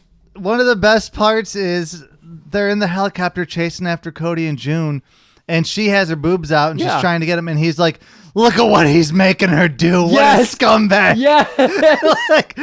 like altruistic bad guys. Like, I can't believe he would force a woman to pull out her breasts. It was Meanwhile, so he good. just shot a teenager Yes. and killed him. They were offended and by it. hijacked a fucking guy driving the helicopter. Right. Threatening his life. But taking a woman's, whatever. Yeah. That was bad. Her But dignity. so now, yeah, thank you. God damn it. Terrible. So Matthew's like, we're going to head him off at the pass. Go up ahead and then land right in front of the car. I just have to get this one other thing in there. Okay. When he thinks he's got a clear shot, he's like, I can't get a clear shot. There's too many tits in the way. There were. I'm sorry. And so they land the helicopter in front. The helicopter takes off. Matthews is ready to kill. He was upset with that whole titty thing. And what's he like? He goes for the grenade and like drops it or something. Oh, he gets hit by Cody. He gets hit by Cody, flies straight into the air, lands thankfully on the other side of the road from where Luke and not Matt, Mark and Luke. Mark, they land on the opposite side of the road of Matthew. And so then it's like the Cody's car fucking flies off the road and into a ditch. It hits a sign. Yeah. And so they're getting out of the car. Matthew blows up. But Matthew. before this, there's another great line where June sees them have a gun or something. She's like, oh my God, they're trying to kill us. And Cody's like, that's what I've been trying to tell you. Yeah, that's what made that chase scene great, was that, like, Cody's taking it very seriously, and she's just like, I need a hug right now. So Matthew blows up, his grenades blow up. And if you don't pay attention to the whole detail that he's always pulling his grenade out, you won't get that. Exactly. And he was just full of confetti. It was weird. But but then the other two goons are like, well, we told him not to keep messing with those grenades. Like, they did. Just matter of factly. I don't know how they're supposed to be remorseful over his death after he just murdered a child on a little scooter. So Mark and Luke chase after Cody and Joan, and they're cornered. And Cody is like, look, I got to tell you, I have never hit a moving target in my life, and I have one bullet. So she does what she always does best. Her only thing when she's in a bind, she unbinds her top, flashes her tits. Luke is mesmerized, as he would be. They were a nice pair of tits. They were a 7. Yeah, Powerhouse Hobbs is 7. like, all right. Yeah, the close-up of his face. Yeah. Perfect. I mean, if it had been May's tits, he would have been blind. That's how. All right. And Cody. That's where the ELO song comes from. Turn to Stone. Cody shoots him in the side. Fuck yeah. And then he does another Dirty Harry line. I know what you're thinking. Did I shoot 5 bullets or 6? And he's like, click. Yeah, I did. I shoot 6. But this gun has bullets, and you know that. Yeah, because he grabs Luke's gun and then shoots Mark in the knee. So they're both fucked up. So they're both fucked up. They're gonna get each other, and they're gonna walk off fine. Yep. This is not a movie about killing bad guys or anything like that. Earlier. That's all. Well, no, right, but the bad guy did that, and Matthew, the real bad guy, blew up. Right. Yeah. And these two guys were just going along with it, trying to make money. And you know what? Sedaris likes a gray character. And Mark and Luke are gray characters. They're just trying to get by. Life is hard. So life is shades of gray. Life is shades of gray. Thank you, Cody Rhodes, for that line. Speaking of Cody's, Cody Ebeline, for some reason, like, drops the gun. He pulls the bullets out, and then he leaves the bullets like 5 feet away from the gun. Like, all right, we're safe. Don't it worry makes sense if you're trying to hitch a ride. Yeah, because they need to hitch a ride. Yeah. And then, speaking of Hitch, the Hitchcock of boobs, who always does a cameo in every one of his movies. This is it, people. If you want to know what Andy Sedaris looks like, he's driving an RV. Professor Sedaris rolls onto screen. Why? Yeah. Because June once again got her tits out. Right. And he slams on the brakes. And he's like, Cody's like, sir, can we have a ride? You sure can. And so can that lady right there. Everything about this scene is perfection. Right. Kayla saw Andy Sedaris, and she's like, that is the creepiest man I have ever seen. And he was trying to be a creep. And right. He did a fuck. She's like, the tongue movements were perfection. Right. I wonder if Sedaris is just like a normal gentleman in real life, right? Like, he plays, like, you think he's just the sleazy, like, Hugh Hefner type. Yeah. But then in real life, he's just very respectful. And probably. Yeah, he probably gets all of it out there, and then everything in his normal life is just like, oh yeah, I guess she does have a nice. He's like the most chivalrous dude. He pulls out. Would chairs never use for a his swear wife. word. Right. Never use tits. He'd be like, press he up, actually guy. did point out, like, because they say fuck a couple times. He's like, we don't swear in Sedaris movies. It's true. Oh. They really don't. So, and she goes, God bless you, sir. He's like, no, God blessed you. God. And she gives a like innocent little sweet smile. I love that his wife, when the tits are popped out, goes, we must be in Hollywood. So they return. I forgot about that line. Scholars have tried to figure out what that's supposed to be. Professor Sedaris does it again. It's after you eat some furniture, apparently. So they return to town. They go to a payphone. He tells her, get me some ammo, hollow points. Or we learned from the Exterminator. Maybe in California the rules are different, but hollow points are illegal because they will fucking put a giant hole in your fucking body. Yeah. Yeah. But he's like you can just get them at a store, but who knows? How did he only fucking take off Matthew's ear with a hollow point? I don't know. That's how bad his shot is. It just grazed him. This huge mass just grazed him. Barely. He calls up Beverly. And he's like, look, I got this plan. I got the film developed. I know who the killer is. Cut to a party. More tits. It's been a while. Yeah. Oh, it's been literally 2 minutes since June got her tits out 500 times. But they were in distress. We haven't had fun tits. Yeah, I will say, and as I stated earlier, June had my favorite set. So these were disappointing tits after June. They were very disappointing. Okay. They were disappointing ass too.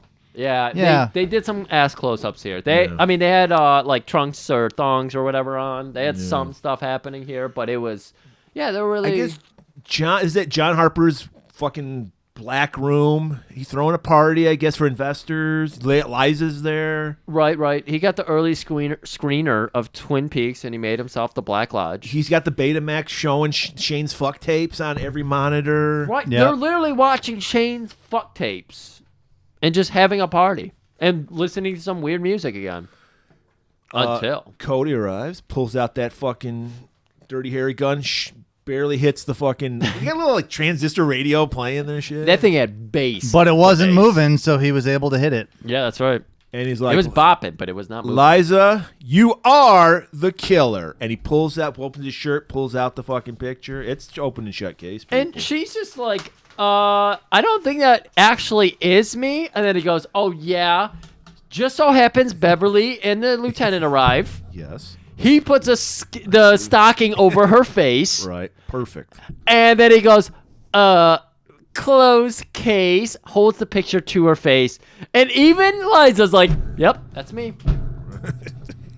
I guess I did it. All right. So now, any normal person would end the movie right here because we're like, who cares who fucking killed Shane? Yeah, no one gives a shit. We just went on a thrill ride. Emotional erection is what I called it. Emotional erection. My boner was up, down, all around. It laughed, it cried. It went, it turned over. It went back the other way. It threw up a little bit. It was intense. I got a picture taken.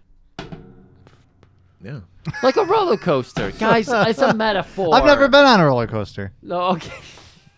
Wait, have you not had your dick taken a picture of, or have you never been on a roller? I'm getting mixed up. I have never been on a roller coaster, so my brain doesn't automatically go to getting your picture taken on a roller coaster. Okay. Have you ever been to like Cedar Point? No, there's nothing for me there. Okay. I get motion sick, so. Oh, okay. It's the lines that ruin everything about roller coasters. Yeah, I hate for lines me. too. Yeah. My turnoffs are lines. Well, then you would Motion be sickness? perfect for somebody waiting in lines. Was there a thing?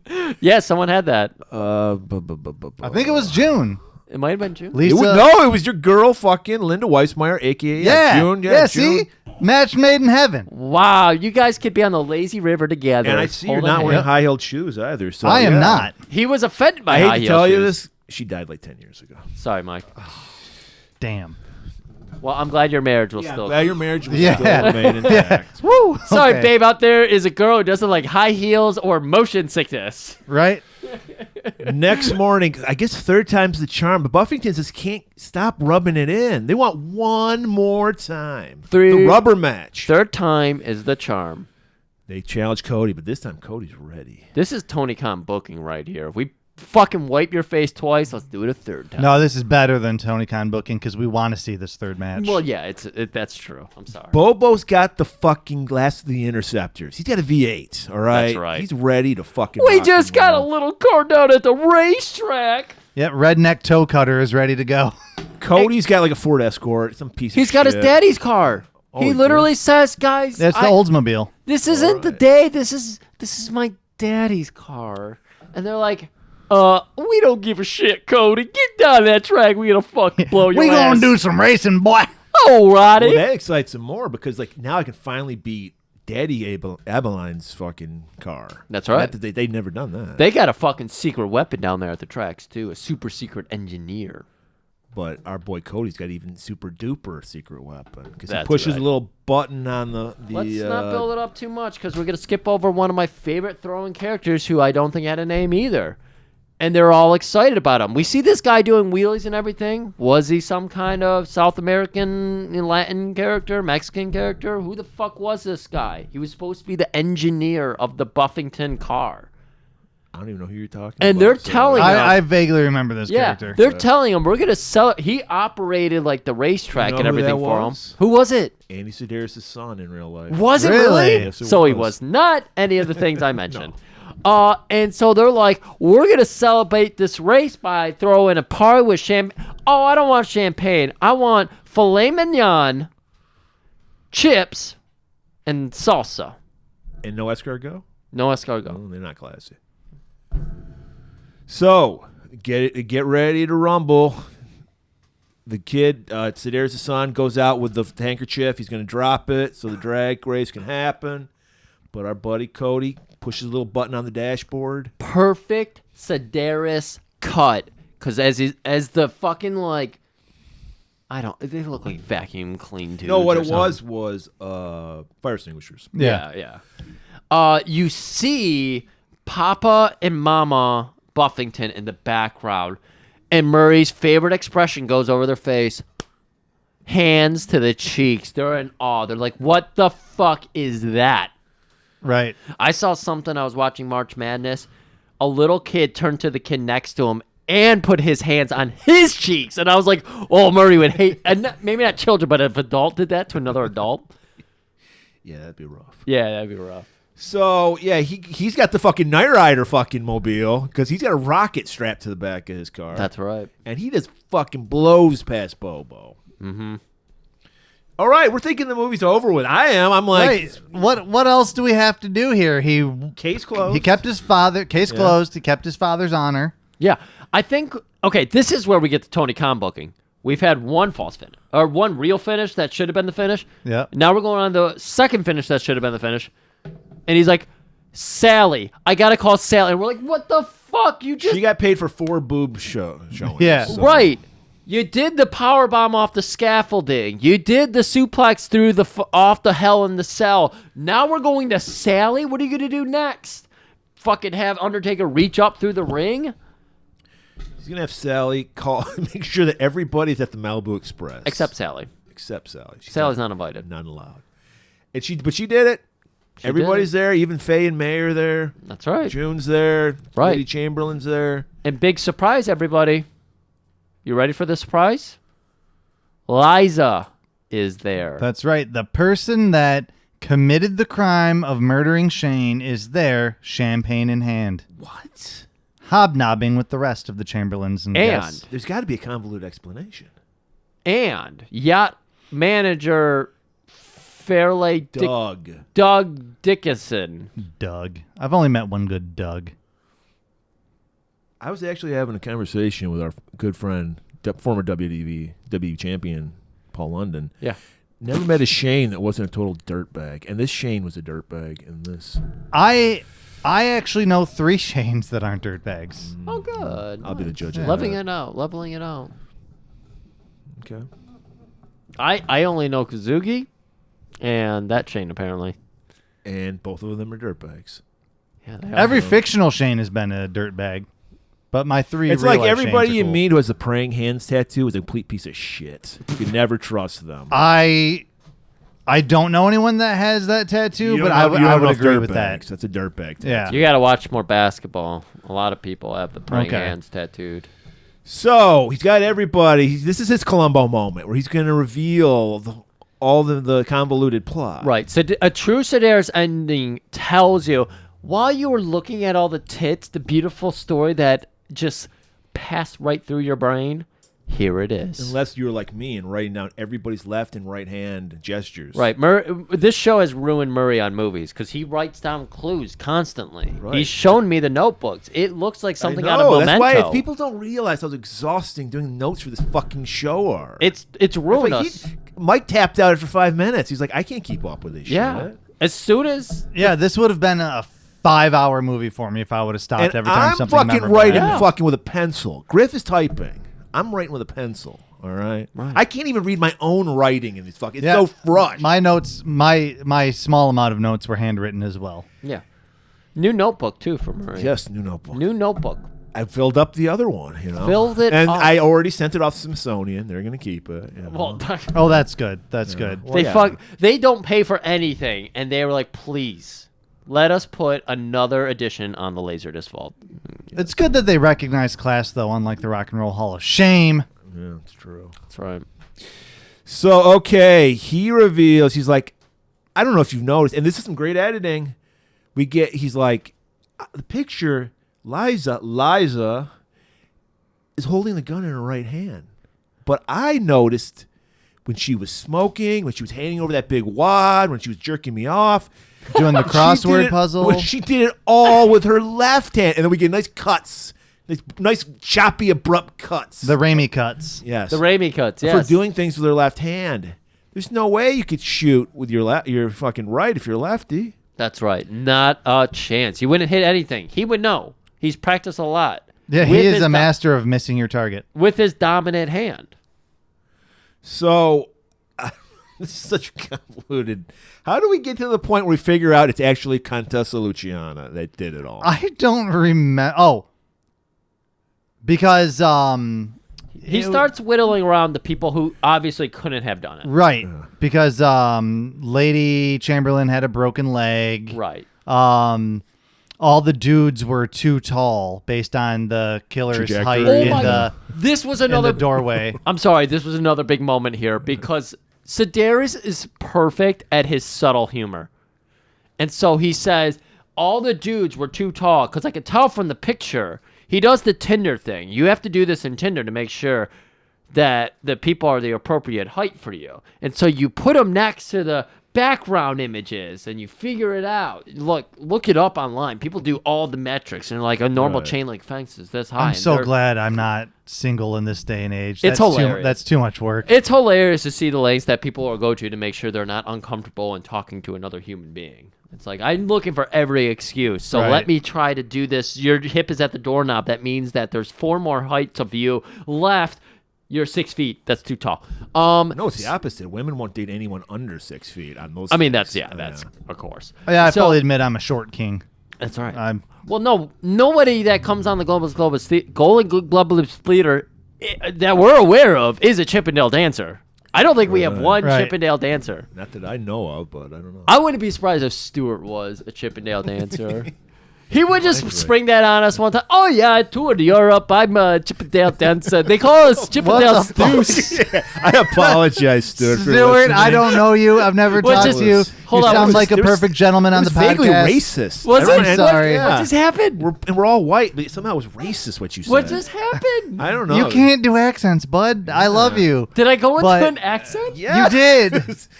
Okay, I literally did a fucking book report in school, and people were like, "What is that voice you're doing?" And my friend later told me, "You've been listening to too much Mitch Hedberg." And I was like, "Are you fucking kidding me?" That- I did a book report as Mitch Hedberg. Mitch Hedberg has a weird thing with his voice where if you listen to too much Mitch, you start to have his cadence. Yeah, went right over my head. So, anyways, there's this moment where he's going, "I noticed that this had to be a woman. She's not tall enough. Every man in this movie is over 6 feet tall." Yep.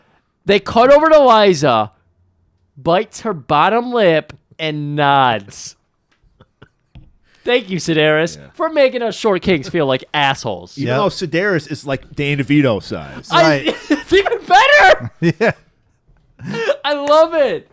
So Cody paid a Egg visit. lettuce. He went over to Luciana's place, and she just left all these breadcrumb clues. There's a key waiting for him. I told you, we're Yep. playing Blue's Clues here. He opens the door. She's like, all right. And then there's like a sign, the arrow pointing to the keyhole. Put the key in here. Please. Puts it in. We forgot to bring up the one fact, I think. I don't know. Cody Abilene is Kama Su Latte at Kuma Texas Sumate, yeah. He's at as dumb Texas as he looks. Yeah, there was at that. Texas University or whatever it was. Longhorns. So he is a genius Right. sex god. That's right. So Luciano left him a note, and there's like a little tape recorder. He puts it in. Yep. Plays it, and she's like, "Yeah, I had to kill Shane because Shane was working with the computer smugglers apparently, and I made Also, And he was trying to blackmail people that I love. right, that would be Anita apparently. Lady- Liza. The Chamberlains. yeah, the Chamberlains. Yeah, the Chamberlains. And I made a mask of Liza, and there's You like know I'm an artist. there's something with like a scarf on. He pulls Yes. it off. No, he says, you know I'm an artist, Mike. Thank Yep. you. You know I'm an artist. And so you're right. There is just that one object that We the also learned that this is get back to the beginning where you brought up that she's in Hawaii now. Yes. And we see a scene of her showering off, like she's in a bikini. She's outside, like toweling off. And you want to say what she's doing, Mike? And she's arbitrarily like opening up the front bottom of her bikini and like kind of letting water splash down in there. And she does it like 2 or 3 times. Oh, like, yeah. Is that just cooling off the undercarriage? What's going on there? Clearly, Sedaris said, be sexy. And she was like, fuck. This is... Better put some water on this burning bush. I found it kind of sexy. You did like it. Yeah, I liked it. If you were just like in a... It would be weird. I would think it was weird, but I would go with it. I wouldn't stop and go, hey, what are you doing? Right. If you ever saw that in the real life. I do appreciate... her keeping it clean as a non-mustachioed man. That's the whole point of this thing. Right. Juices. She's washing the juice off.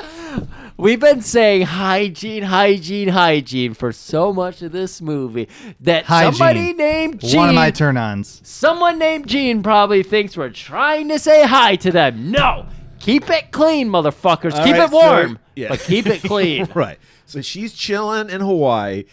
She's like, I'm an artist. It's a fucking mask of lies that she was wearing because he saw that the scratch marks, and I pointed it out when I was doing my notes. The scratch marks were out from her right hand. Could it have been righty? Yeah, it's no on southpaw could have done that. Right side of the little key insert there. You're not going to take your left hand and move to the right of the lock. Jimmy from the other not side. Happening. It just makes sense when you think about it.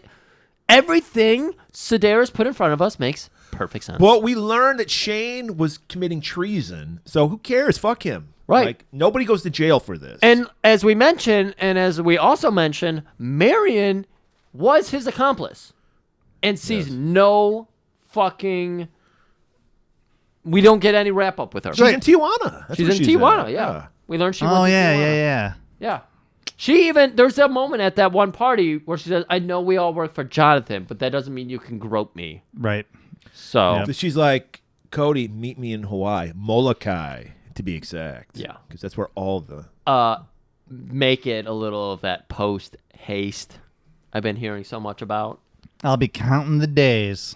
It's hot in Hawaii, too. So hot, I got to cool my puss down. That's right. And she's not quite 40 yet, so it's still... The steak is sizzling. Thank you. That steak is... Well, that actually makes sense that she was over 40 because she's having hot flash from menopause, so she needs to cool her shit down. Oh boy. So Lillian's like, young man, that is so impressive. You would go a long way to help a woman, wouldn't you? And that's where we get the nice tit montage. He looks at every woman on the boat, sees their tits. This is the moment we were joking about at the top half 9 days ago, where we were saying that he has a flashback to women he didn't even fuck, but he imagines himself fucking them. He's like, that's right, ma'am. I would. Anything to help a lady. He's got his cap on. That's it. And then they just drive off. They're all in their best white boatwear, too. Yep. Right. I'm sorry I don't have all the white. But it's all right. No, this Sexistificated. plum color works for you. Maroon. And then we get some more of that nice graphics for the end. And we get that 50-year-old wrinkled Lady Deathstrike licking her lips. Right. Oh, boy. The end. And Finn. I mean, whoa. Andy Sedaris figured out music later, because think about it. Hard ticket to Hawaii. That is an earworm. He figured it out later. Hard ticket to Hawaii. We got that on vinyl. We do. He commissioned... I think Mike has that too. Not on vinyl. Oh, you didn't get that one? Huh. We got it. Mondo? Mondo did it? Yeah. Mondo did it. Okay. There might be some more available. Yeah, I'll have to check that They might out still be then. up there. Okay. Whenever we get anything on Mondo, I assume you get it too. Because we usually circulate them. I've really slowed down on my record buying. This was yeah, me too. I might not have seen Hard Ticket when the vinyl got released. This was like 3 years ago. Yeah. 3 or 4. Oh, then maybe I did. Yeah. Anyways. All right, Griff. So next week we're going to do a movie I haven't seen, but I've heard great things about this movie. We're doing this show next week? Yes. I'm intrigued. We're going to do it solo after having 3 guests in a row. We're going back to just us. So oh boy, you're stuck with us for 1 week at least. Maybe we'll get it under 9 hours. This movie, it's a martial arts movie. Takes Okay. place in the land down under. Stars two guys we were just talking about a couple weeks ago.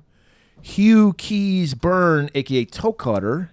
Okay. And Roger Ward, a.k.a. I think that's his name, a.k.a. Fifi McAfee. Okay.